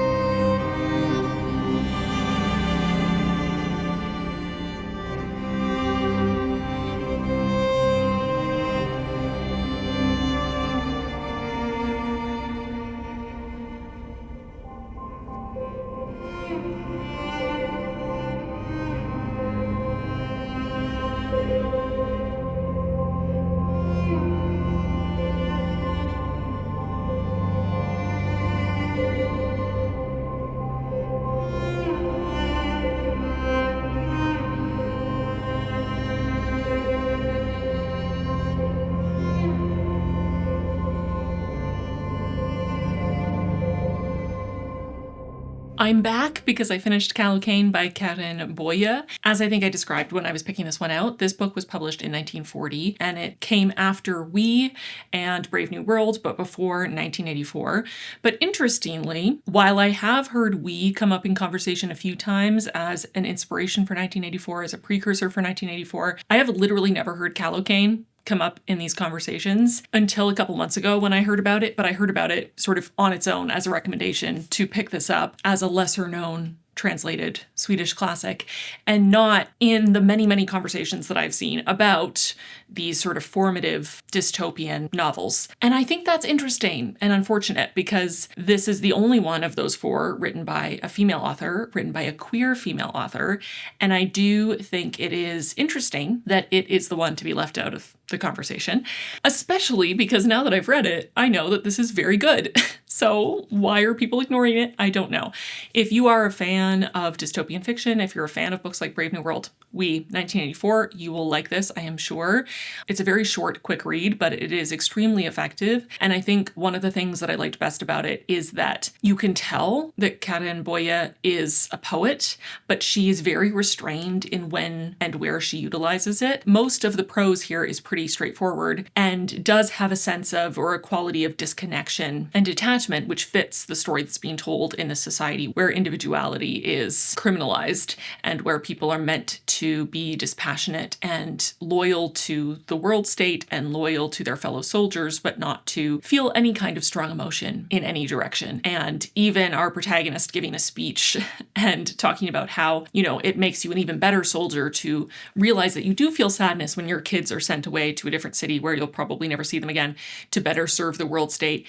You know, if you do feel sadness but support it anyway, then you're an even better soldier because you are practicing self-sacrifice for the state. And he gets in trouble for that. And he is forced to give a public apology because there's meant to be no acknowledgement of the individual human emotion, of attachment to your family members, of the possibility of anything the world state does making you sad. And so I think the prose really serves that in being a little bit more detached and a little more straightforward for the most part. But there are moments where you can really see Boye's poetic sensibilities coming through, and those were really beautiful moments. And similarly to novels like We or 1984, the protagonist is pretty unlikable. I don't think most people reading this would think that Leo Kahl is a very good person or someone that they would necessarily relate to on a deep level. I found him pretty hard to stomach at several points throughout, but he is an interesting character to follow because he is very much indoctrinated into the sensibilities of his society, and he's working as a chemist, and he's picked up this project where a previous chemist at some point had discovered this drug that caused people, it was essentially a truth serum, making them so uninhibited that they had to tell the truth. But the previous version of the drug had very serious side effects, so it was kind of shelved. And he comes along and thinks that he could make improvements on it so that it doesn't have such serious side effects, but it's still effective as a truth serum. And we're following him as he gets approval to do human testing and starts to use the drug on people and starts to see how it impacts people to be forced to tell their innermost thoughts. And he is very excited from the outset because he feels this is actually perfect. This is the final frontier. This is the last area of our lives that is totally private because all of us have cameras and microphones in our apartments, and we're sort of set up in the society to believe that anyone could turn us in at any point, could denounce us to the police. And so this is the final place where we are able to have rebellious, treacherous thoughts. And if our thoughts are no longer private, then everything will be perfect. Everything will be better. And he wholeheartedly believes that. But as he starts to do this testing, he starts to maybe wonder if there was another side to that, and if maybe there could be some consequences to a drug like this. And as this drug is gaining attention from higher ups in the government and in the police force, he starts gaining access to more important people and gets to see behind the curtain in some places, and that is causing him to question even more. And we watch him as he grapples with that and as he processes it, and I won't tell you where he ends up and how that goes for him because those would be spoilers. I will say that I do wish we'd gotten a little bit more from his wife. I found his wife Linda to be very interesting. She gets a few great monologues and a few great lines, and I think her role in the story is quite significant for Leo. I do think it would have been more interesting to follow her as a protagonist if she had been the chemist and was also having these realizations in her personal life. I think she would have been a more interesting protagonist to me personally. But overall, I really, really liked this. I thought it was, like I said, a very quick read, but very effective. It does have this very dreary, dark feeling to it. It is quite depressing to imagine this kind of a world. And there is a bit of, and we learn a bit more near the end that for me made it hit even harder and made it feel even more depressing. I'll probably do a super short spoiler section to talk about that. But I think it's in the first chapter that Leo says he's telling this story in retrospect. He's remembering what got him to this point. And at the beginning of the novel, he is in prison and he's still working as a chemist, but he is imprisoned. But he mentions near the beginning that he feels he has more freedom now than he had before he was imprisoned. And that just gives you a, hint about what kind of society this is and how controlled their lives are. It's one of those novels that just makes you think a lot about personal freedoms, individuality versus community, and our responsibility to our community. It kind of makes me think of We Lived on the Horizon, which I read a couple days ago, which is also kind of looking at balancing individuality and community. And in this case, it's taken to the extreme, but still exploring those same ideas. And then also talking a lot about truth and vulnerability and openness and earning someone's trust, earning someone's secrets, giving your truth freely to someone, being the part of it that gives it value, the fact that it was given freely, that it was a choice.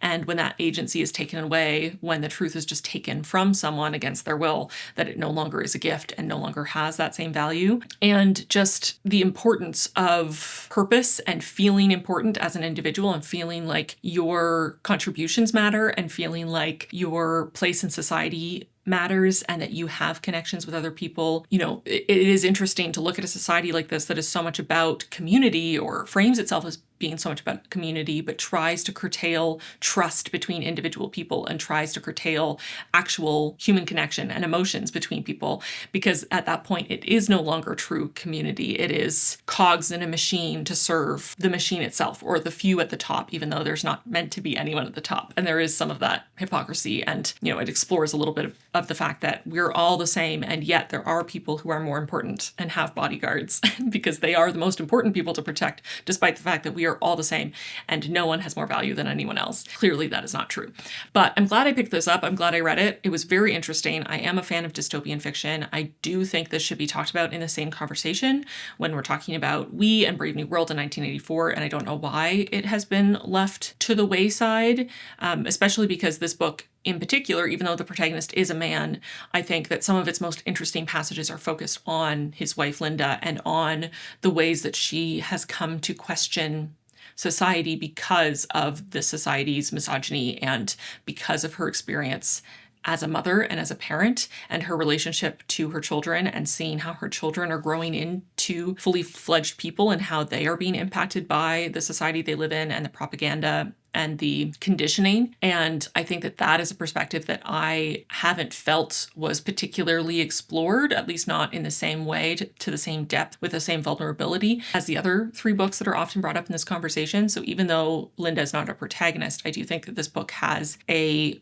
woman's point of view, which makes sense because it was written by a female author, but it includes women in the conversation in a more, I think, authentic and layered way. And I appreciated that, even if I still wish that Linda was our protagonist. So I think that's all I will say without spoilers. So spoilers starting now for Kallocain. Spoilers. Basically, what was I going to say? The fact that at the ending, we know from the beginning that he is imprisoned, and I thought he was imprisoned by his own, the world state, his own country, essentially, for going against the grain, for saying things that they didn't like, for gaining too much power, whatever it might be. The reveal is that he actually has been taken prisoner by a neighboring country, and that the neighboring country views itself as superior and different, and views the country he came from, the world state, as backwards and behind and full of, corrupt people and all of this. And yet, as much as we see of the system, it is exactly the same. It is the same thing in a different font. And I think that makes sense for Boye to write, because she wrote this book after visiting Germany, seeing Germany under the Nazis, and then also visiting Soviet Russia and seeing what the system was like under Soviet rule. And from all accounts, after her return from these visits, her political views shifted pretty significantly. She had been part of a socialist group in Sweden before that point, and that she pulled away after visiting Nazi Germany and Soviet Russia. And I think there is something to be said for pointing out that multiple countries exist in this world. The world state isn't actually one state across the whole world, which I think a lot of dystopian novels do. And while I can see for simplicity's sake why authors do it, I do think that it sometimes limits the scope or simplifies things a little bit too much. And I loved the idea that there are still many different countries, but the propaganda is we are the world state. We are the whole world. And yet the entire society is based on, for the most part, training their citizens to be soldiers to fight the other countries, because they actually aren't the entire world. And even though they're dedicating so much of their lives to fighting against these other countries and trying to maintain their sovereignty, they are really essentially no different from their neighbors, despite how much they hate them. And the futility of that, and how depressing that is, and how much, existential dread I felt in that reveal, was probably very intentional and therefore effective, but also depressing. I also loved that the truth serum Kallocain ended up being used on the actual head of police, and that he was seen to be, committing crimes in his thoughts.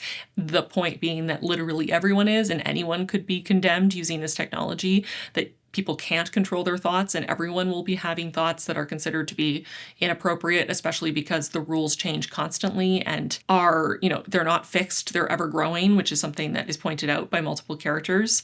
I also loved Linda having this realization over time that her children are being indoctrinated, and that she, as much as she has been raised to feel that her only value is in creating new soldiers for the world state, and that the only benefit to having female children is that they can have more soldiers for the world state, and that someday they will completely remove women from the equation and just find a way to reproduce without women, at which point women wouldn't have to exist at all, because they're not as strong, they're not as good soldiers, on and on. Or that's what she's been indoctrinated to believe, but that in going through 3 pregnancies and giving birth 3 times and raising 3 kids, at least up until the age that they are taken away to go to military school, essentially, she realizes that she actually has this inherent power and that her kids are their own people and have their own personalities and actually are deeply individual before they are taken and brainwashed by the state.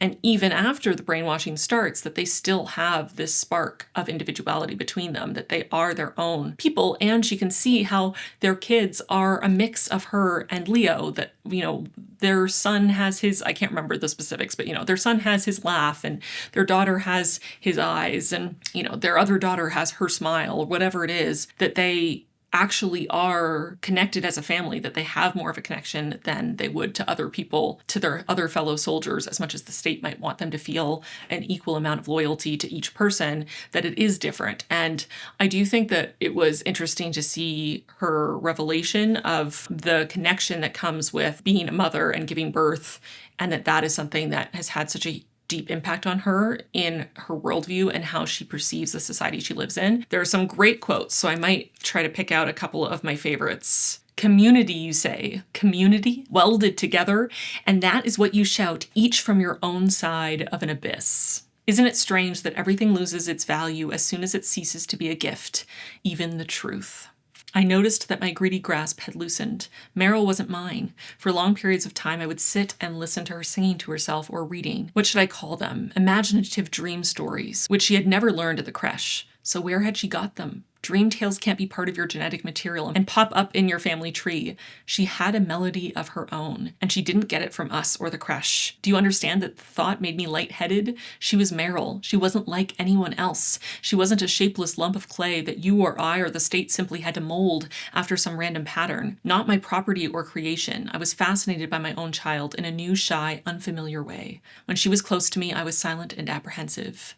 So I just love that point. Like, obviously, part of it is that she realized that they are parts of her and her husband, and that she did create them, and that is part of it, but also that they are still, ultimately, they're completely their own person, and they are an individual, and there are things about them that come just from their own being, from their own brain, from their own soul, if you believe in a soul, and that is really what blew her mind and changed her perspective. For the first time in my life, I sensed what power was, felt it in my hand like a weapon, and despaired.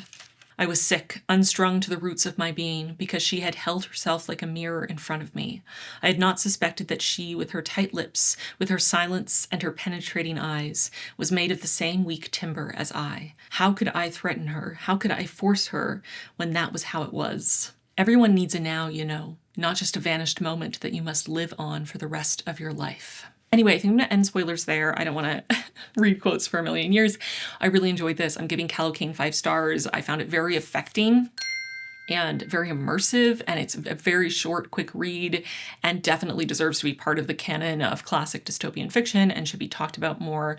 And I would love to talk to you about it if you've read it. I would love to chat about the different characters and how things progress and your thoughts. I just found it very thought-provoking. And like I said, as much as most of it is written in a bit more of a detached way and maybe more straightforward for the most part, it has so many beautiful moments where Boye let her poetry out and was quite beautiful to read. So I did also want to mention that this is very relevant today, despite being written over 60 years ago. The way that this book approaches surveillance, both between people who are constantly reporting on each other, but also literal cameras and microphones in all private homes and everyone constantly being watched and listened to. I just think that there is a connection to modern day loss of privacy and surveillance culture and never knowing when you go out on the street if someone's recording you and going to post it on the internet, and, you know, breaches of privacy going on around the world, and a lack of control over our own data and our own lives that is even more relevant today than it was when this was written in the 40s. And so I just think this is very relevant now. And I wanted to mention that because I brought it up in my short form review, but I realized I didn't say it in this one. So, oh, I think some already fell out. I think we got 2. Okay, wait. They were 2 different colors, so I might not be able to do both. I am going to randomly choose, I don't know, this one. What does it say? Cover is my favorite color, and white is supposed to be for nonfiction or like a carte blanche, miscellaneous, any genre.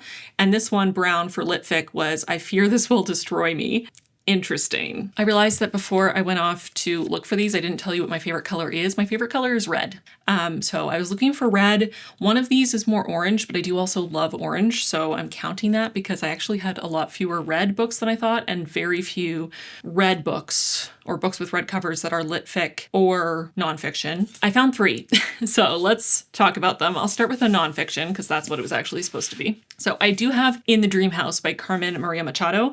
I love Carmen Maria Machado's short story collection, which I have on my shelves back here. Hang on. Her Body and Other Parties. And I've been wanting to read In the Dream House for years, and I've had this copy for ages. Again, orange, very close to red, and also orange is one of my favorite colors. My favorite colors, I have multiple favorite colors: red, orange, green, and yellow. But red is my childhood favorite color. It's the one that I say if people ask for just one favorite color, but orange is close enough, I think. So In the Dream House, an engrossing and wildly innovative memoir of love gone bad, In the Dream House traces the full arc of a harrowing relationship with a charismatic but volatile woman. Struggling to make sense of how what happened to her shaped the person she became, Machado considers her religious adolescence, unpacks the stereotype of lesbianism as safe and utopian, and explores the stigma of openly discussing abuse in queer relationships. The only drawback to reading this one is that it is on the longer side. It's still under 300 pages, but I also imagine based on the subject matter that it's going to be a bit heavy and I might want to be able to take a little bit more time with it than just a single day. So that is the only nonfiction I had that was close, unfortunately, but I did find 2 that I believe are lit fic. So first is Biography of X by Catherine Lacey, red cover, so it fits for the cover color. And I have read their previous novel, Pew, which is on my shelves somewhere back here, which I found very interesting. This, I believe, is literary fiction. Let me read the description. I can't remember. When X, an iconoclast artist, writer, and polarizing shapeshifter, falls dead in her office, her widow, CM, wild with grief and refusing everyone's good advice, hurls herself into writing a biography of the woman she deified. Though X was recognized as a crucial creative force of her era, she kept a tight grip on her life story. Not even CM knows where X was born, and in her quest to find out, she opens a Pandora's box of secrets, betrayals, and destruction. All the while, she immerses herself in the history of the Southern Territory, a fascist theocracy that split from the rest of the country after World War II, and which finally, in the present day, is being forced into an uneasy reunification. This might be more dystopian sci-fi than I expected, which kind of makes sense based on Pew, I guess, now that I think about it. I don't know why I thought this was lit fic. Maybe it's not quite accurate to say it's lit fic, so maybe not for this. It is also on the longer side. It is... looks like it's around 350, getting closer to 400 with the notes at the end. So maybe not quite right for this. And then I also have The Laughter. It has multiple colors, but the spine is red and there's quite a bit, red is prominent on the front, I would say. This is described as comedic.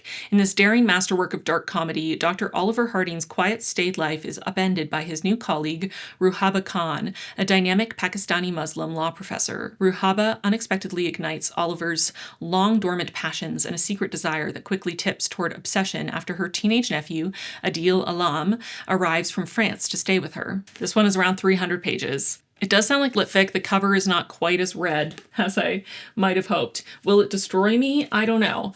I feel like these are maybe not the best options, to be totally honest, for this prompt. I honestly feel In the Dream House is by far the best pick, despite being orange, not red.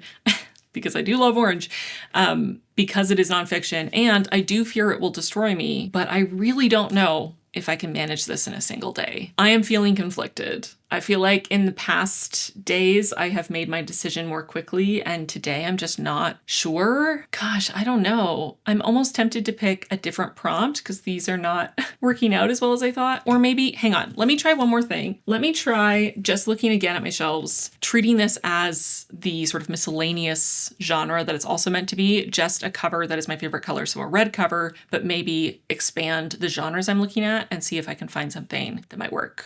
Let me look again. Okay, one sec. Okay, I have 4 more options. The Phylon H. I got this one for my Reading Around the World challenge to have an author from Albania. And this one is described as mid-1930s, 2 Irish Americans travel to the Albanian highlands with an early model of a marvelous invention, the tape recorder. Their mission, to discover how Homer could have composed works as brilliant and as long as the Iliad and the Odyssey without ever putting pen to paper. The answer, they believe, can be found only in Albania, the last remaining habitat of the oral epic. So there's there's this one. Very clearly a red cover, maybe the most red cover so far. And I guess historical fiction for that one. Then I have Kill the Beast by Sarah Swift. I mean, the cover from the front looks a little less red because obviously the beast is black and white in the middle, but everything else about the cover is very red. So this one is an aardvark pick, and it is fantasy, described as The Witcher meets Howl's Moving Castle in this debut original fairy tale of revenge, redemption, and friendship. A heartwarming, cozy fantasy with a dash of gritty adventure. I haven't read any fantasy for this yet, and fantasy is my most read genre, so I'm tempted to go with fantasy just because it seems weird. It would feel weird to do this whole challenge and not read anything fantasy. Then I have Bad Cree by Jessica Johns. This one is sort of metallic red, but also very red. And this was a selection for Canada Reads in 2024. This is a haunting debut novel where dreams, family, and spirits collide. Mackenzie, a Cree millennial, wakes up in her one-bedroom Vancouver apartment clutching a pine bough she had been holding in her dream just moments earlier.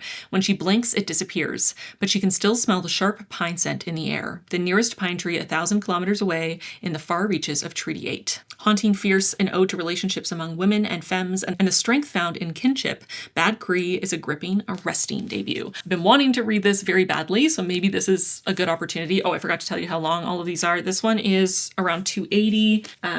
Kill the Beast is around 300.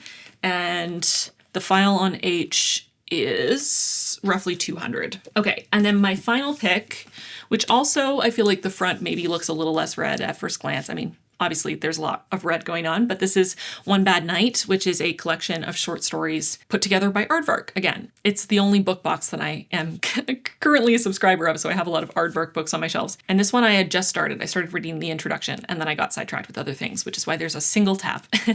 And it's a collection of horror stories written by Kay Chronister, Del Sandine, Kylie Lee Baker, Rachel Harrison, CJ Lead, Jennifer Thorne, S.A. Barnes, and Stephen Graham Jones. So there is this one, which is coming in at around 250 pages. So, Part of me is tempted by Kill the Beast because, like I said, it would feel weird to do this whole challenge and not read any fantasy. I don't know why the fantasy prompts aren't coming out.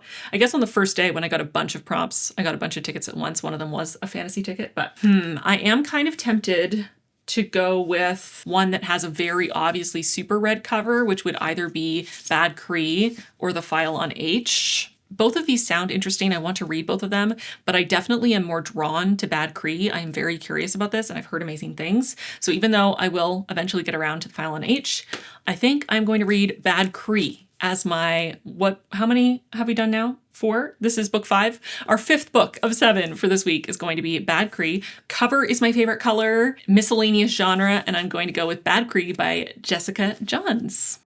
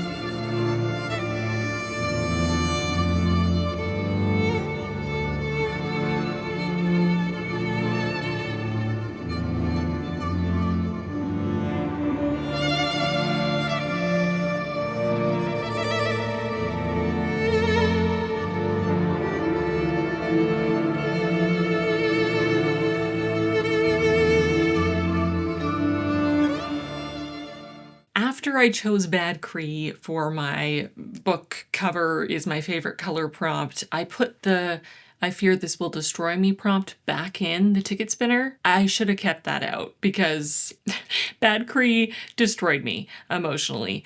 Okay.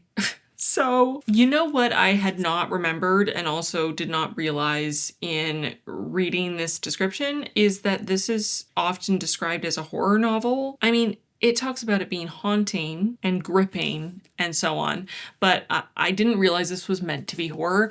And honestly, to me, it didn't read that much like horror. It has qualities of horror for sure. There are definitely people who will read this and be like, Elizabeth, what are you talking about? That is 100% horror. I think just because I have gotten so much more into reading horror in the last few years, to me, this has horror elements to it, but it's more, to me, it is much more a contemporary fiction, literary fiction sort of novel about family and love and grief and healing, and it broke me into a million pieces. I honestly am not sure how coherent I can be about this, because what I mostly did while reading this is cry. I cried. I honestly lost count how many times I cried reading this. This story follows Mackenzie, who was a young woman living in Vancouver, and her sister passed away a few years ago quite suddenly, and she decided not to go home for the funeral, mostly because she was in denial and not ready to face, didn't feel capable of facing the loss of her sister and the grief of her mother and her other sister and her cousins and aunts. So she stayed away. And part of that is having experienced the loss of her grandmother a few years prior to that and seeing how heavily that grief blanketed everyone and how deeply affected everyone was. And Mackenzie starts having these really vivid dreams, often including her sister who had passed, and waking up holding things that she couldn't possibly be holding, and is being followed by a murder of crows all around Vancouver. And she ends up reaching out to her family for support to ask them if they have any experience with this kind of thing and just seek help and advice. And they encourage her to come home to Alberta, and she ends up going home for the first time in years. And so much of the story, while there are, magical, spiritual, supernatural elements, while there is a bit of a growing dread and a tension and a dark atmosphere and moments of body horror and gore and fear, and I guess all those things are very horror coded. For me, those moments were there, yes, but they felt like manifestations of Mackenzie's grief and her fear and her anger. They were her dreams, and to me they read less like a story where the supernatural elements could be happening in real life. In this novel, to me anyway, it read like a brain desperately trying to make sense of two really significant losses. And I'm coming up in less than 2 weeks to the first anniversary of my dad's death. And I have had a lot of dreams like that, where my brain comes up with some pretty messed up images and some pretty upsetting, disturbing scenarios, and is just working through all of the terror and the fear and the anger and the loss and the sadness, and also trying to make sense of final moments and images and experiences. And sometimes our brains come up with some pretty terrifying things as they try to work through all of that loss and pain. Anyway, to me, it didn't read as much like a horror novel. It didn't feel like it was meant to scare you or unsettle you necessarily. What it felt like was a really vulnerable, very affecting, very emotional and raw story of loss and grief and love, and trying to weather the storm of grief by holding tighter to the people you still have and not allowing your grief and pain and anger to push you apart and to isolate you from the people you still have, and to keep talking about the people you've lost, and to keep laughing about the ways that they were annoying as hell, and hold on to each other tighter to not stop living your life. And I don't know if I can say too much else other than that. I loved Mackenzie so much. I loved her family. I am so jealous of her amazing family. She has the best aunties, and she has so many cousins, and I come from a pretty small family, so reading some of these scenes, I just found myself wishing that I had that many cousins and that many aunties, ready to pick up the phone or pile on in a giant group hug when you come home. This made me feel a lot of things. This expressed grief in a way that I really resonated with and really touched me. I cried so many times, and I'm just really glad I read it. This is a debut novel, and there are moments where you can feel that it's a debut novel. There are moments where the style feels like Johns is still figuring out her style, still getting a handle on the prose and on executing the ideas that she has. And there were a few moments where I thought, okay, that turn of phrase is a bit cliche or whatnot. But overall, I found this absolutely engrossing and such a beautiful story, and it was full of so much heart and love, and these characters felt so real. And I think it added even more to it that it takes place in Canada. It takes place in Vancouver, which I just last month visited for the first time.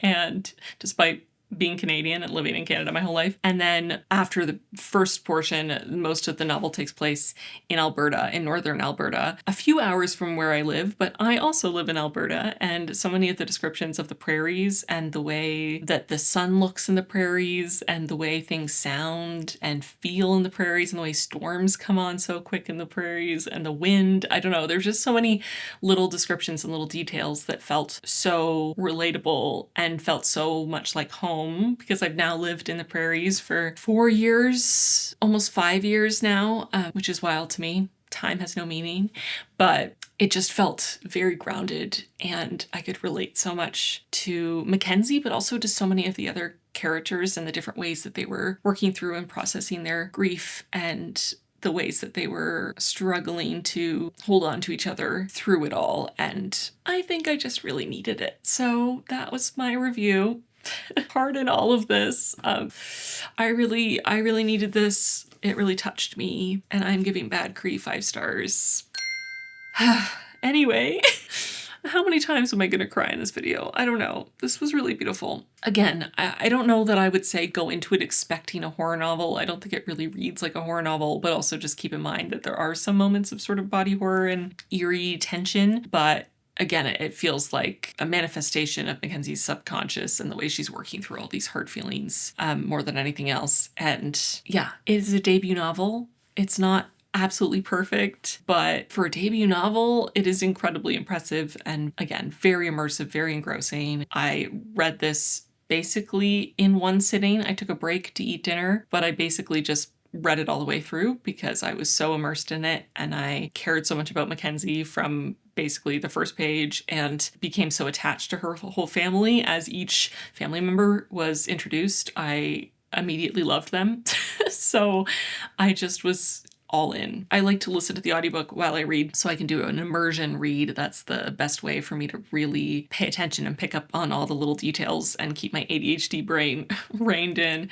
And for the last couple chapters, I was making some tea and setting up to film because I realized I was getting near the end, and just listening to the audiobook, and I just had my book sitting on a little table over here, and I finished the book and I was crying through to the end, and then I sat down and rewound the audiobook and re-listened to the last little bit and read it with my eyes so that I could highlight and annotate. And I had literally just listened to it and cried, and then I listened and read it again and I cried again, possibly even harder than the first time.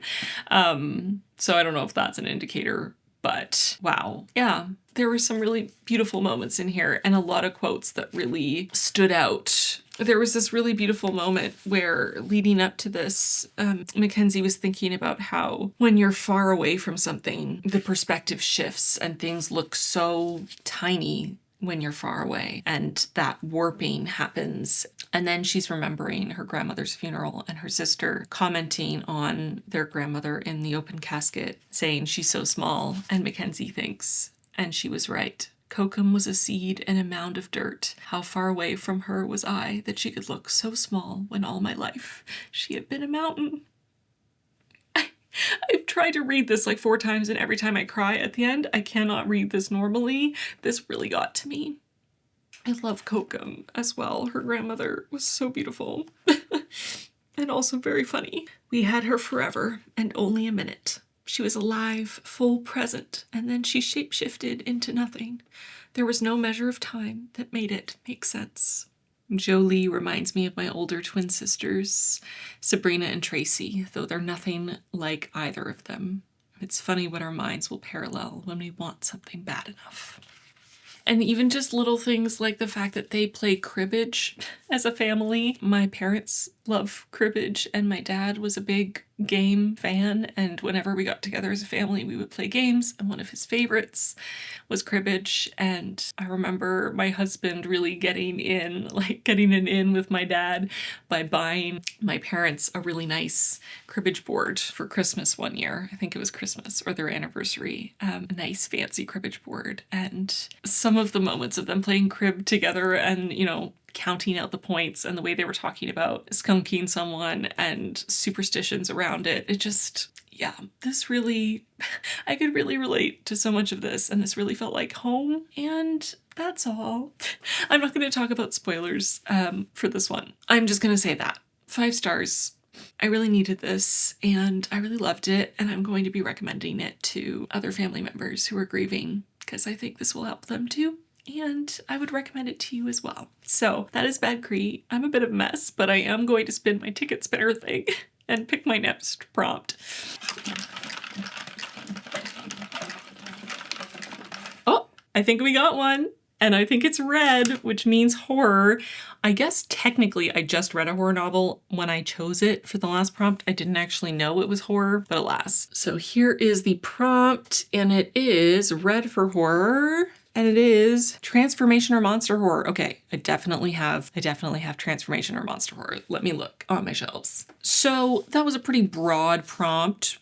And I clearly have a lot of horror on my shelves, most of these from Aardvark. It's also a bit hard because obviously before I've read the books, I don't know for sure if I would classify them mostly as transformation or monster horror or some other subgenre of horror, because I'm only going off the blurb, and obviously blurbs try to not give everything away. But these are the ones that I am considering. First, I have Orpheus Builds a Girl by Heather Parry. I think there's a monster horror element. It seems like there was this man who was obsessed with the woman that was promised to him, and then they were only together for a few months in her first life, and then he robbed her from her grave and brought her back to life, is what the blurb is telling me. So feels kind of like monster horror to me. Then I have Tradwife, that is about, you know, pregnancy, which there's another one about pregnancy in here, which is can be transformation horror depending on the story. And this one is a traditional wife influencer allows a demonic creature, so again, monster, to impregnate her in this unnerving horror novel, perfect for fans of Night Bitch and Mary, from the author of Serial Killer Support Group. Every trad wife needs a baby. She'll get one at any cost. So that feels appropriate for this. This one is maybe the one that I'm least sure about it fitting here, Itch. It is described as stumbling across a decaying ant-infested body in the woods, and then plummeting into a downward spiral, facing uncomfortable truths about the victim and her own past, all whilst battling an infestation that seems to have burrowed into her mind and her flesh. Feels like there could be a transformation or monster thing going on, possibly. Then we have Spoiled Milk. This one is about the monstrous quality of puberty, it seems. The untimely death of a student at a girls' boarding school turns out to be the first in a haunting series of escalating supernatural events. A thrilling gothic debut about teenage repression, queer desire, and the everyday horror of coming of age. So it does feel like a bit of a transformation horror in terms of, you know, specifically to do with coming of age, transitioning from girlhood to womanhood, and that transformation being horrifying and possibly turning people monstrous, or these girls specifically monstrous. So there's that. Then, again, not sure if this totally fits, but I really want to read it. So here it is, Japanese Gothic.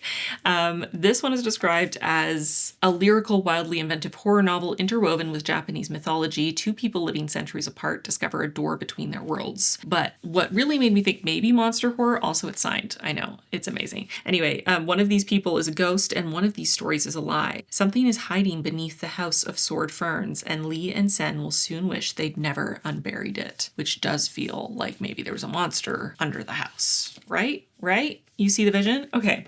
Then, last but not least, You Weren't Meant to Be Human. I've actually started this twice, and both times I got sidetracked by other books and I wasn't able to fully focus on it, but You Weren't Meant to Be Human is about our protagonist who is a trans man who is pregnant. So again, it's sort of pregnancy as horror, transformation of your body as horror. But there's also a sort of alien presence, a monster of the hive, festering masses of worms and flies that have taken root in dark corners across Appalachia. And they're offering salvation to struggling humans in exchange for unwavering loyalty and fresh corpses. Crane, our protagonist, gets pregnant and the hive demands the child's birth, and Crane is spiraling from having to carry a child to term. Obviously would be a very dysphoric situation. So also feels like it fits the prompt. I feel like itch might be the biggest stretch for this, so maybe I should not choose this one. I do think possibly Japanese Gothic is also a stretch, but the way that that's written implies that there's something living under the house, and it could be a monster, you know? I don't know. Maybe I'm just trying to justify reading it because I really want to read it. I do really want to read it. Spoiled Milk, I do think could fit this prompt quite well, but I'm actually not sure how heavily horror this is and how much it is more so possibly like a dark literary fiction. I mean, it does seem pretty horrifying based on this description. I am really intrigued by this one, but it might be a little bit of a stretch for the prompt. It might be a little bit more intellectualizing on the prompt. I have really strong reasons to want to read both of these, and I think both of these could fit the prompt. So these are going to be my finalists, and I will save Orpheus Builds a Girl and Tradwife for another time. I want to read both of these, but I can't. So I am going to, I wish my cats were here. I would like put them on the ground and see which one my cat approached to pick it, but they are asleep because it's late and I should also be asleep. So I should just pick one. The problem is that I am deeply indecisive. Okay. I think I am going to read You Weren't Meant to Be Human for two reasons. One, because like I said, I've started it twice and not finished it, and I really just need to finish it, and I would like to, so this is my opportunity. And because I feel for sure 100% that it fits the prompt. Both transformation and monster horror, I feel, are guaranteed.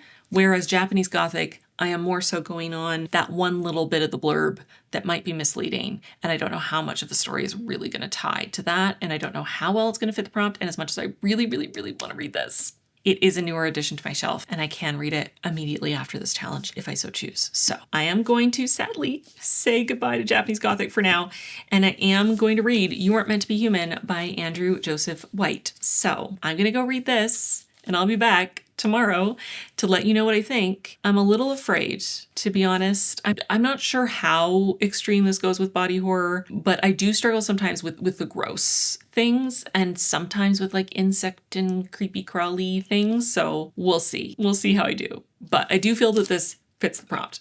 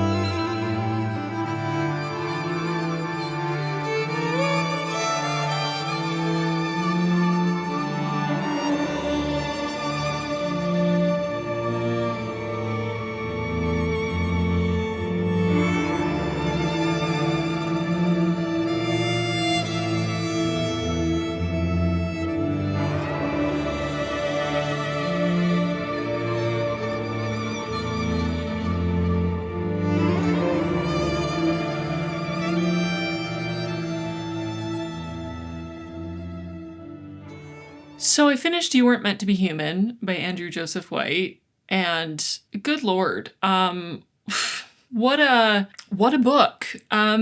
This is a lot. It was a lot to read in a day. I am still processing. Okay, what can I say about this? Starting with non-spoilers, this is the story of a trans man, Crane, who discovers he is pregnant and he is in a cult with a unknown origin hive mind creature that is made up of flies and worms. There are theories that it's an alien being, but no confirmation. And he, after graduating high school, was in a really dark place, really struggling with gender dysphoria, had not transitioned yet, and was found by this hive. And the hive told him that they understood him and made him feel like finally he had a place where he could be himself and where he could transition. And so he's been living with this small found family, working at a gas station, and in the back room is this hive mind, and he gets pregnant, and the hive demands that he carry it to term. The story follows his pregnancy and is split up into sections based on his trimesters. I think that what this does with representing the experience of being trans, of being unaware of your own identity for a long time and unable to transition, the intense dysphoria that leads, at least for Crane, to pretty severe suicidal ideation and intrusive thoughts for self-harm. Crane is also autistic, and after graduating high school chooses to become mute, to be nonverbal. Just the daily pain and suffering that led to feeling that this, being part of a, worm, fly, hive mind cult, was better than the alternative. And I think that this does such a good job of representing that pain and suffering. It is so visceral. It is so painful to read. It is so heartbreaking. Crane, I believe, is only around 22 when this book takes place, but we also have a lot of flashbacks to his experience growing up as a teen, and just the pain is palpable, and it is so hard to read. You can't I couldn't help but feel so deeply for Crane and to wish that he could have had an easier time, that he could have found a way to transition without all of this suffering. And I think one of the things that makes it even more painful is that Crane actually had really loving parents who maybe possibly would have been open to hearing about his dysphoria and helping him to transition if they'd known. And that makes it even worse. It makes it even more painful. The horror of gender dysphoria was really well done. Very visceral, very intense. The horror of pregnancy, especially an unwanted pregnancy, specifically not wanting to be pregnant and having to carry a baby to term. That horror of your body turning against you and feeling invaded, and all of the symptoms and all of the pain and suffering through that process. And the added layer of not just an unwanted pregnancy and a post-Roe v. Wade, commentary on bodily autonomy and reproductive rights, but also specifically the pain and suffering of a forced pregnancy when you are trans, but also added to that the layer of gender dysphoria and the increasing gender dysphoria every moment of every day as the symptoms worsen, and after having been on testosterone for a while, feeling his body revert back and how horrifying that is for him. I just felt that it was so well done. It was so visceral. It was so intense. You couldn't help but feel the horror of the situation that Crane is in. And it is so intense and so relentless. And on top of all of that, which I think was all very well done, Crane is in an abusive relationship. He is in this relationship with a man, his first boyfriend, and their dynamic is incredibly abusive. And Crane has so much self-loathing that he has these really, he has a lot of intrusive thoughts. He has, impulses for self-harm. He has the suicidality, but he also has these impulses toward degradation and certain types of kinks and fetishes tied to degradation and, dub-con or non-con stuff. And it's all very hard to read. I think it's well written. I think it is depicted in a very visceral way, but damn was it hard to read. And I think Crane is such a well-written character. He is so complex and layered and three-dimensional. Going through this with him was so intense and upsetting and visceral, and it made me angry and so devastatingly sad. I do also think one of the only drawbacks here, one of the only things I'm not sure was as well done as it could have been, is the hive part of it. I think this would have been more effective for me personally if it hadn't had any sort of supernatural element. I think the hive was actually pretty underutilized for most of the book, and I don't think it needed to be used more because there was more than enough horror and there was more than enough going on thematically and with the characters characters without that element, but I think that made it even more clear that it was kind of unnecessary. And I do think there was a lack of explanation of how anything worked, which, you know, not every book has to explain. If it has a supernatural element or a speculative element, that's fine. I just think there were moments where there were sort of contradictions in what the hive could do or what it couldn't do. I felt like the parameters weren't very well established. Some things felt a little convenient and just underexplained in general. And I just found myself thinking, this would all be more horrifying without this part. This would all land even harder without this element. And I think it makes sense as a metaphor. I think it ties to this idea of like an alien bug worm infestation, sort of a parasitic thing. It ties to the horror of an unwanted pregnancy, and it all is part of, you know, there are layers to it. I understand why the choice was made. I can understand what White was going for with having that aspect. I just don't think it was necessary, and for me, it actually took away from everything else that was very well done. It also escalates at the end in a way that, you know, the ending is... I'm not going to spoil it for you. I will do a spoiler section, but, you know, right now I won't spoil it for you. The ending is a lot. The ending is intense.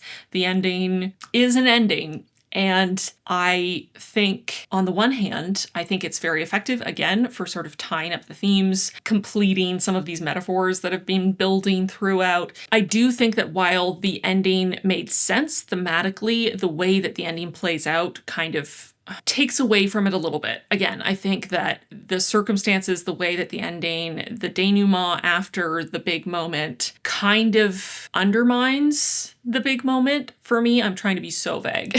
And I don't think that it ruins the ending. I still like the ending. I still think the ending makes sense. I do, however, feel that the way that it wrapped up after that point made it feel like it could have very easily gone another way. And that made it a little bit less effective for me. So I think at the end of the day, you know, all those thoughts, this was very hard to read. It was very uncomfortable to read. It was very upsetting to read. It was very visceral and raw and dark. And I would never want to read this again. And I think I wouldn't recommend this to many people. I can see it working really well for the people that it will work well for, though. And I am still grateful that I read it. I'm glad I read it. I think it was very well done for what it is, but it is a lot. So keep that in mind if you were thinking about picking this up. I am probably going to give this 4 stars because at the end of the day, I liked so much about it and I think it was so effective.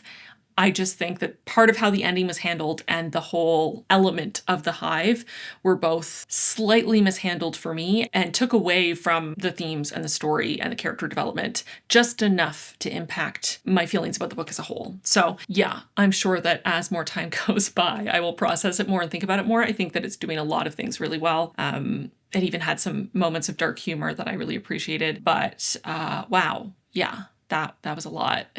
So I am going to do a short spoiler section and then I'll pick my final prompt for this 7 books in 7 days. This has taken over my entire life. It's been fun. Let me know in the comments if you would want me to do this again. If I do it again, I might try to plan it a little bit better and try to do it ahead of time, like film it, do the reading and filming in 7 days straight. But then once I'm done or after a delay of a few days, start the editing and posting so that I can post at the same time every day for 7 days and keep up with it, but not have to do the entire reading of a whole book and filming both parts and editing both parts every single day because it's been a lot. So anyway, let me talk spoilers and then we will pick the final prompt. So spoilers for You Weren't Meant to Be Human, starting now. Like I said, the hive, I don't think needed to be there. I'm not sure that I really have much to say spoiler-wise about that. I just didn't feel like it really added anything. I think that I didn't need to know where they came from. I didn't really need to know how they worked, but I wanted to know more about how Stagger came to be. Was Stagger a living person who they tried to put a bunch of worms in and it kind of addled his brain? Was Stagger a corpse, but it was a fresher corpse and they reanimated him with the worms? I feel like Stagger's entire arc was just truncated at the end there. We had that moment. We had growing tenderness between him and Crane, and they had one kiss, and then they pretty much don't talk. I don't think they talk again until the end of the book, and then Stagger is very abruptly murdered in the climax. And I just thought I needed a little bit more resolution for him as a character, and I wanted to know more about how he worked. I thought he was very interesting. I thought we were going to get more about how he was the Hive, but he was a version of the Hive separated into an individual, and that kind of reminds me of the We Lived on the Horizon that I read a few days ago. The idea of taking a hive mind or a collective and putting it into an individual body, an individual mind, and the ways that changes how they perceive the world and how they interact with people and develop relationships. I feel like we could see that happening with Stagger, but I don't know how much of that was if Stagger was an alive person or a dead person who was reanimated, who still had their own personality and brain, how much of it was whoever that was before, or if it was the Hive becoming an individual. And I wish that had turned into something. I wish that Stagger had, like, maybe the end could have gone differently if Stagger had proven that he actually had developed a deeper love and care for Crane past the connection to the Hive, and maybe, I don't know, jumped in and murdered, what's his name? I've wiped the boyfriend's name from my brain because he is the worst and he doesn't deserve to have any space in my brain, but I probably should try to remember what his name actually is. What is it? Levi. He could have murdered Levi. That would have been great. He could have started killing the Hive and maybe mutual destruction, trying to protect Crane and the baby. I just feel like more could have come from that. And that was probably the biggest element for me that felt unfinished, unwrapped up for the Hive, that made it feel even more so for me that it just didn't add anything to the book. I thought Stagger was an interesting character. I liked his relationship with Crane, but I think that he could have had a similar relationship with just a normal human if there hadn't been that speculative element, or it could have been used in a way that really ended those arcs and made the ending make more sense, because in the end, Crane gives birth, and he gives birth to a girl, and there is that like metaphorical element of giving birth to a girl. The baby represents himself, represents who he used to be, represents carrying that line forward, and he immediately sees that the baby is going to be forced to become a host to the Hive, but also probably have to give birth possibly many times to create more bodies for the Hive, and he does not want that life for his baby, so he doesn't want to give the baby to the Hive. He doesn't want to give it up as he had maybe kind of initially planned, which is understandable, but because of how it plays out, he is trying to figure out a way to not give the baby to the Hive, and he eventually decides the best way is just to end it so that the baby won't suffer anymore, and kills it with his teeth, ripping out important, parts and swallowing them. And then in the aftermath of that, in the reaction to that, there is a bloodbath and everyone ends up dead. Levi kills Stagger and then kills Tammy by mistake. Jess had already escaped in the truck before the labor really kicked off. Crane kills Levi and then also kills the Hive. And then he leaves the gas station with his dead baby and FaceTimes his parents. The implication being that he has a chance for a future and might be able to see his parents again. But I just felt like, as much as I think it makes sense metaphorically, symbolically, for him to end the baby's life as this sort of like literal, this is the past version of himself, and he is cannibalizing it to become the version of himself that he is going to be moving forward, and also protecting the child from the life that he wished he didn't have to have, the suffering that he had himself. Like, I understand it on a thematic level, but it just didn't have to happen like that. Like, the baby didn't have to die, because immediately after, everyone else dies. So, if the baby hadn't been killed, but all the other killing happened, then he and the baby could have left, and he could have put the baby up for adoption or something. Like, he doesn't have to become the baby's parent. He didn't want the baby in the first place, but the baby also didn't have to die. And it just felt kind of odd to me. Like, it works thematically and symbolically, yes, but doesn't make sense logically to me, no. And I get that it was in the aftermath, the reaction to this moment. Levi and Stagger start fighting, and the Hive is in distress and kind of in shock and more vulnerable to being attacked. And, Tammy is killed. Tammy is collateral damage. I understand that, and it does make sense that they would all have to be having a meltdown for Crane in his weakened state after having given birth to be able to fight them all off. But I do, like I said, I think Stagger could have turned against everyone else to protect Crane and the baby. I think that would have made sense for Stagger's development and the development of their relationship. I think Tammy could have turned against the Hive to protect Crane. Tammy hadn't stepped in to protect him earlier, hadn't helped him to get an abortion, but I think she could have realized once the baby was born that actually she couldn't sacrifice this tiny innocent being to the Hive. I think it would have been maybe more emotionally satisfying, I guess, for Stagger and or Tammy to kill Levi, to kill the Hive. Maybe they die in the process, maybe they give everything, and maybe the baby is harmed in the process as well. Maybe it's a collateral damage thing and the baby does end up dying if it had to die for some reason. I get that Crane doing it in the way that he does it, he's reincorporating it back into himself and sort of symbolically undoing the harm that was done to him. I get it. I get why it was done. It just doesn't really, because so quickly afterwards, anyone who wanted to harm the baby is now gone. I just think, oh, okay, but now the baby's just dead. Why did the baby have to die? I don't know. If you've read this, let me know your thoughts. How did you feel about the ending? Did you feel that it was satisfying? On one hand, I liked it. I think it was satisfying and I think it made sense, again, in the world that was built and symbolically and thematically does a lot for Crane, for him and his journey. But I do think that it was maybe a little less satisfying logically and also to wrap up the other storylines and the other relationships. So that's what I will say about that. Yeah, I'm trying to think if there are other spoilers I want to bring up, but I'm not sure I do.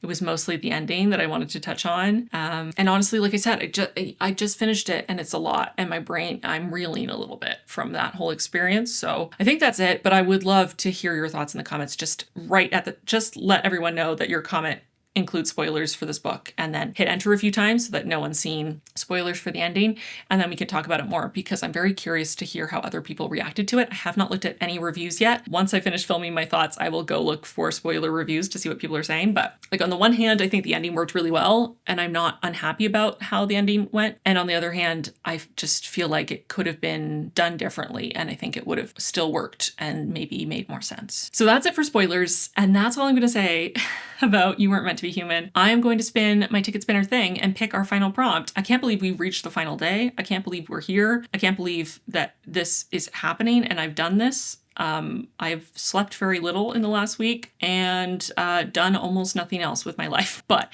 it's been fun. We've made so much progress. So let's spin the wheel and figure out what prompt we are going to use to select our final read for this Read It or Unhaul It sprint. I'm excited.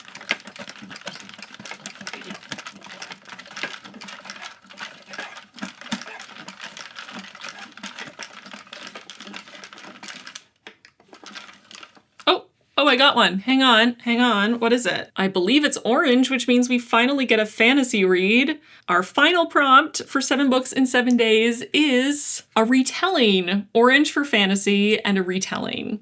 Do I have a fantasy retelling on my shelves right now? I actually don't know. Okay, for our retelling prompt for fantasy, I think I have some options. How many is this? 5? So let's go through them. First of all, I have Lies We Sing to the Sea. This one, I believe, is a mythical retelling, like a Greek myth retelling. Death was only the start of her story. In the cursed kingdom of Ithaca, each summer brings the hanging of 12 maidens, a gift to the vengeful Poseidon. For 17 years, Leto has escaped the curse's mark until now. Torn by growing love for multiple people, she must choose a path to follow. By breaking the curse, they will save thousands of lives, but if they fail, the tides of fate will drown them all. Okay, then I have Pandora. Okay, I think that this might actually not have magic and might just be historical fiction, which is fine and all, but doesn't fit the prompt. So I'm going to eliminate this one because I think I was wrong. Stoneblind might also be similar. Now, I think that there might be magic here. This might be an actual retelling, and so we have gods, and therefore it's like kind of fantasy. Stoneblind. They will fear you and flee you and call you a monster. The only mortal in a family of gods, Medusa is the youngest of the Gorgon sisters. Unlike her siblings, Medusa grows older, experiences change, feels weakness. Her mortal lifespan gives her an urgency that her family will never know. It says this expands our understanding of this legendary myth, bringing empathy and nuance to one of the earliest stories in which a woman injured by a powerful man is blamed, punished, and monstered for the assault. Retelling of a classic myth. Then, Kill the Beast, which was one of my possibilities on my cover is your favorite color prompt a few days ago, because most of the cover is red. Now, I was under the impression from somewhere at some point that this was a Beauty and the Beast retelling, but I don't believe anything in the blurb indicates that it is a Beauty and the Beast retelling. I don't know where I got that from. The blurb says that this is The Witcher meets Howl's Moving Castle in this debut original fairy tale of revenge, redemption, and friendship. A heartwarming, cozy fantasy with a dash of gritty adventure. There is a beast, but is it actually a retelling of anything? Possibly not. I might have to do additional research to determine that. So maybe, maybe not. Then I also have The Once and Future Queen, which I believe is a Arthurian Camelot situation. The back says, everything you know about Camelot is wrong. When Vera learns that she is meant for another time, she leaps at the chance to embrace a new life of valor, intrigue, and unexpected magic in this bold and romantic retelling of Arthurian legend. She jumps through a portal into Camelot, opening a legendary new trilogy with humor and heart, an epic adventure about the lengths to which we'll go to protect the ones we love and how magic will always find us when we least expect it. This one also seems pretty long though. It is almost 500 pages, 495. Also a lot for a single day. Okay, my research seems to indicate that Kill the Beast is not in fact a retelling. I don't know where I got that from, so never mind.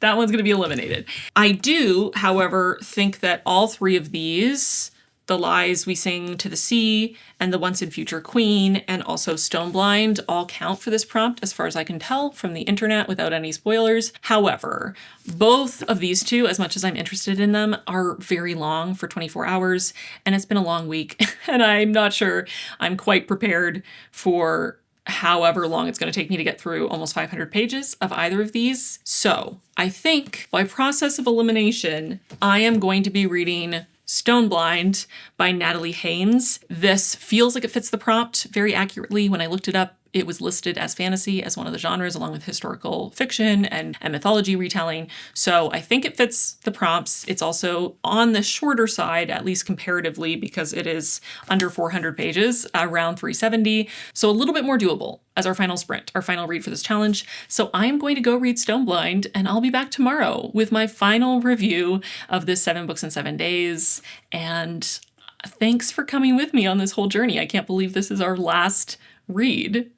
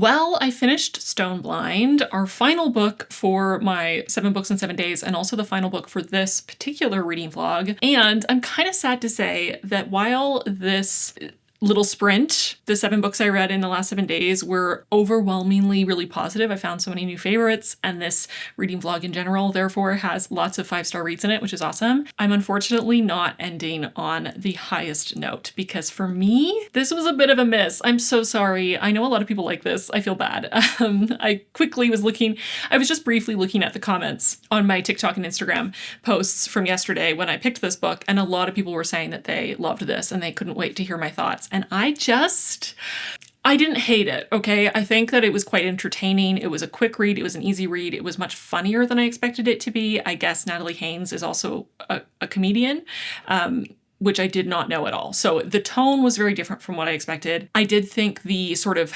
ensemble quality, telling the story from so many different perspectives, was interesting, and it did feel fitting for a Greek mythology retelling. It also harkened back to choral theater in a way that I appreciate as someone with a theater degree. However, while I did find it kind of funny at times, and I thought the different perspectives were interesting, I did feel like they were a disservice to this particular story, or at least to the story that was sold by the title and the cover and the blurb, which sells this as a feminist retelling of Medusa, a story that reframes her not as a monster, but as the victim of assault and being punished for her own assault. There is nothing about the blurb to me that read like this was going to be comedic. It said a fierce wit. Okay. Sure.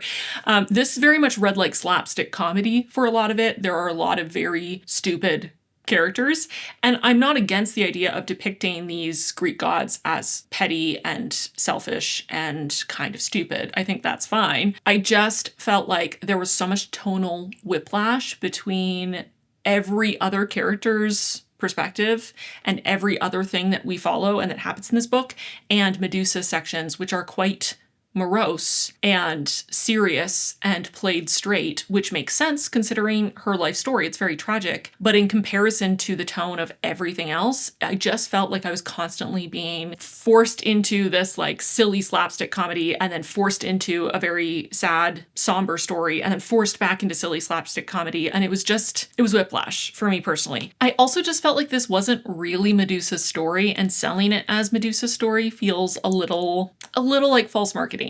I'm a little miffed, to be honest, because yes, Medusa is a character, and yes, her story is somewhat prominent, at least in the first half of the book, and she's a constant presence throughout in one way or the other. And yet, this honestly felt like it was Athena's story for the most part.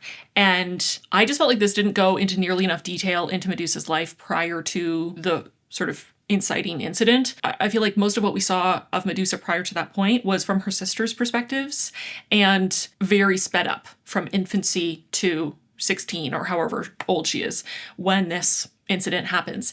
And I just thought, I feel bad for her because what happened to her is objectively terrible. Like, I don't think anyone could read what happened to her and say, oh yeah, I don't feel bad for her, because why would you not feel bad for her? And yet, the book does nothing to make me feel more bad for her. Like, yes, I felt bad for her, because who would not feel bad for her? Like, it wasn't her fault. She didn't do anything wrong. She didn't deserve to be assaulted.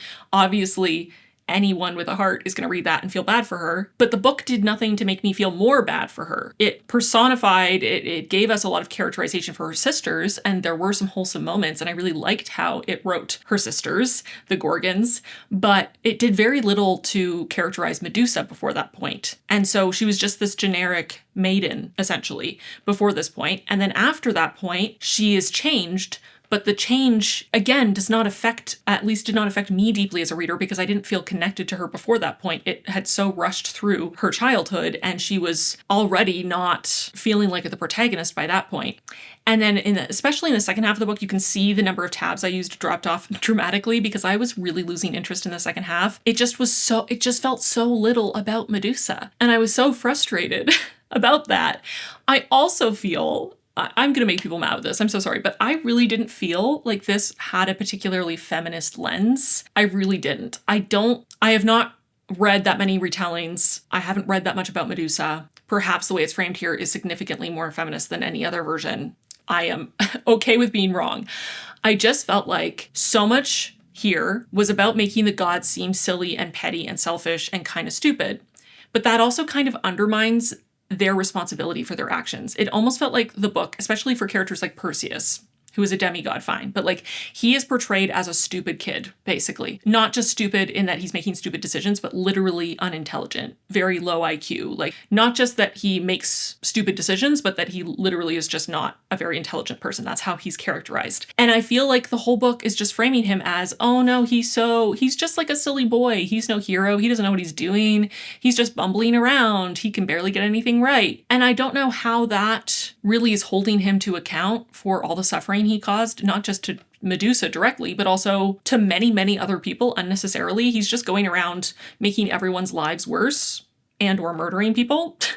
And like, okay, I guess it's one thing to not depict him as a hero and instead to depict him as incompetent and cowardly, but it's still not really putting the responsibility at his feet where it deserves to be, because even if he's making these decisions just because he's selfish and kind of dumb, that doesn't mean he's not still responsible for all the deaths that he's causing. And I just felt like the book was not holding him responsible at all. I also felt like because every other character was depicted in this like silly slapstick comedy kind of tone, and Medusa was not, it made Medusa's sections drop in energy. And I didn't mind them because I expected the whole book, honestly, to be in that kind of tone.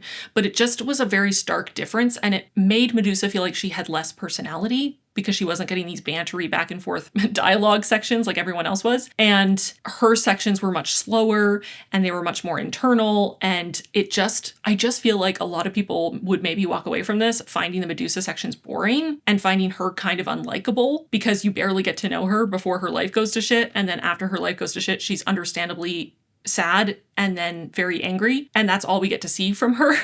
And like, I don't mind an angry woman. I think it's fine. I think she could have been angrier, but I also think that it's jarring in comparison to how the other characters are depicted. Even other characters who have reason to be angry about various things, they are not depicted in the same sort of somber tone. I just found it weird. I found it weird. I didn't feel that it really did anything revolutionary. I feel that most people probably, even hearing the basic details of Medusa's story, are going to think that she's the victim and was treated really terribly because she was. Like, just again, I feel like that's not even really like, I feel like that's kind of an objective fact based on how her story goes. And so I don't know how this is a more feminist telling or that it is more so reckoning with the reality of the situation. I actually felt like this book shied away from actually engaging with the many, many, many instances of sexual assault. And like, yes, Greek myths have a lot of sexual assault, but like, presumably Natalie Haynes knows that. I'm pretty sure her whole career is writing about Greek mythology. It is weird to me to write a story that is hinging on a famous sexual assault that sets all of this in motion, and then to seemingly be kind of hesitant to engage with all of the emotional weight and repercussions of a sexual assault, not just for Medusa, but for the other characters on the page who are assaulted. It didn't work for me. I didn't, and like, it was entertaining enough to read. I found it funny. I found it easy and quick to read. I didn't hate what the book actually was. It just was not, I don't think at all, what it was setting itself up to be. It didn't feel like it was Medusa's story. It didn't feel particularly feminist. I don't think the book saying just upfront to the reader off the bat in the first chapter, this particular monster is assaulted, abused, and vilified, and yet, as the story is always told, she is the one you should fear. She is the monster. We'll see about that.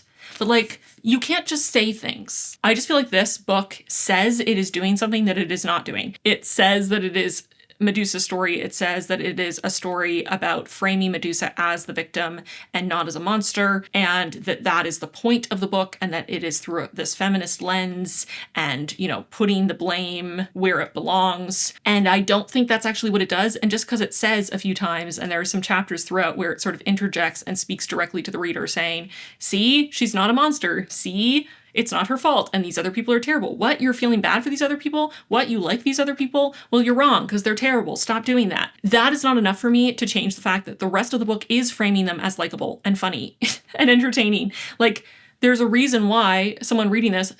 Sorry, I have a cat hair stuck to my nose, and it's so annoying. I can, like, see it out of the corner of my eye. It's very distracting. Anyway, like, you can't just tell me, don't feel sympathy for Perseus, but then characterize Perseus and write him in such a way that you can't help but feel kind of bad for him because he's just a kid and he's also kind of dumb. Like, how am I supposed to not feel some sort of affection for him when you're framing it as he's doing this just for his mom because he loves his mom and he's just kind of too dumb to see the repercussions of his actions or to think far enough ahead to see what's going to happen. And then you never change that characterization, even as he continues to cause more destruction and more pain and suffering. But then you just have interjections saying, don't feel bad for him. He's terrible. Like, okay, well then show me he's terrible then. Don't just tell me he's terrible. Show me he's terrible. Anyway, I'm ranting.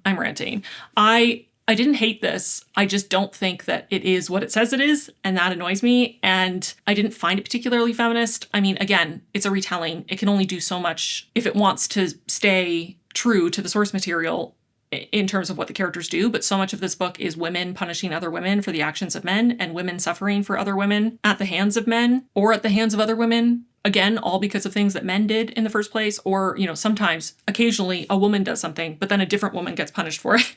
And I just thought, okay, nothing here is interrogating the issues with setting this up as, for example, Zeus being a serial philanderer and rapist, going around assaulting a bunch of people all the time, and Hera being upset that he's cheating on her constantly, and so she goes out and punishes the women he has assaulted and his bastard children instead of punishing him. And again, it's based on stories that already exist, so maybe there's not so much you can do to change that, but I didn't feel like the text at all was trying to engage with the fact that that is in fact a very misogynistic framing of a story, and to tell a story constantly of women punishing other women for the actions of men, and women suffering and dying for the actions of men, again and again and again, and women being punished for being the victims of assault by men again and again and again. And then the text just does zero to actually engage with the fact that that is just misogynistic at its core. Like, it doesn't feel feminist to me. Anyway, I'm mad.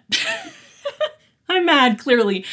Again, I didn't hate it. I didn't think it was terrible. I can see why people would enjoy it. It's entertaining. There are some, silly things writing style-wise that I didn't really get along with. There were some, some sort of gimmicky chapters from the perspectives of things like a crow or an olive branch that I thought were a bit silly. I did, however, like the chapter from the perspective of the snakes on Medusa's head. It wasn't what I expected at all. It didn't do any of the things I thought it was going to do. It didn't do what I wanted it to do. I didn't feel like we spent nearly enough time with Medusa. I didn't feel like we got to know her. I didn't feel like it was actually all that concerned with how she was doing at any given point. And this felt like it was Athena's story more than anything. Maybe Athena and Perseus. And I think that's fine, but I think it should have been marketed that way then, if that's what it was. And I also don't think that this is particularly feminist in its telling either. Again, saying this is feminist, remember, she's not a monster, she's a victim, doesn't automatically make it feminist if the rest of the story doesn't actually engage with any of the misogyny or shine a light on it or discuss it or deal with it at all, in my personal opinion. Anyway, I'm going in circles, I think, but this wasn't for me. I think I'm going to give it 2 stars. I'm sorry for those who liked it. I'm definitely open and interested in hearing your thoughts. And if you disagree with me and you interpreted it differently and had a completely different experience, I would love to hear your thoughts. This is never when I go on rants about books, it's never a commentary on the people who enjoyed the book or, calling people out. Or I don't think that anyone is wrong for having a different interpretation of the book than I have. I just found it really frustrating for me personally as a reader based on what I expected and what I hoped to get out of it and how it was sold and framed, and the way that the story was actually executed for me just didn't land. And I found it to be a pretty frustrating experience, obviously, clearly. So that's Stoneblind. I was going to get into spoilers, but honestly, I'm tired. I don't want to. I don't want to talk about it anymore. I just want to move on. So Stoneblind, I'm giving 2 stars to, and that's 7 books in 7 days. Not too shabby, to be honest. Quite a few 5-star reads. Hopefully you enjoyed this sprint. I'd be very curious to hear your thoughts here on YouTube if you don't follow me, or if you don't use Instagram or TikTok, and so you only heard about it here on YouTube. I'd love to know your thoughts. Should I do this again? I've had some people on Instagram and TikTok ask me to use the ticket spinner more regularly just because it's fun, and also to do this again. So I'd love to hear your thoughts and feedback as well. But this is probably going to be a very long video since I'm reviewing 9 books in it. So I'm just going to wrap this up. Let me know your thoughts on all the books read in this video, all 9. Have you read them? What was your rating? Do you agree with me or disagree with me? Do you have recommendations for me based on these books? Please share all of that down below. And if you have nothing to say, but you want to let me know that you watched the whole thing, thank you for doing that. Leave an emoji down below representing one of the 9 books, and I'll try to guess which book your emoji represents. It could be a fun game. Okay, that's it. I'm gonna go. Thanks for watching, and I'll see you really soon in my next one. Bye, friends. I also just felt like this wasn't Medusa's story, really.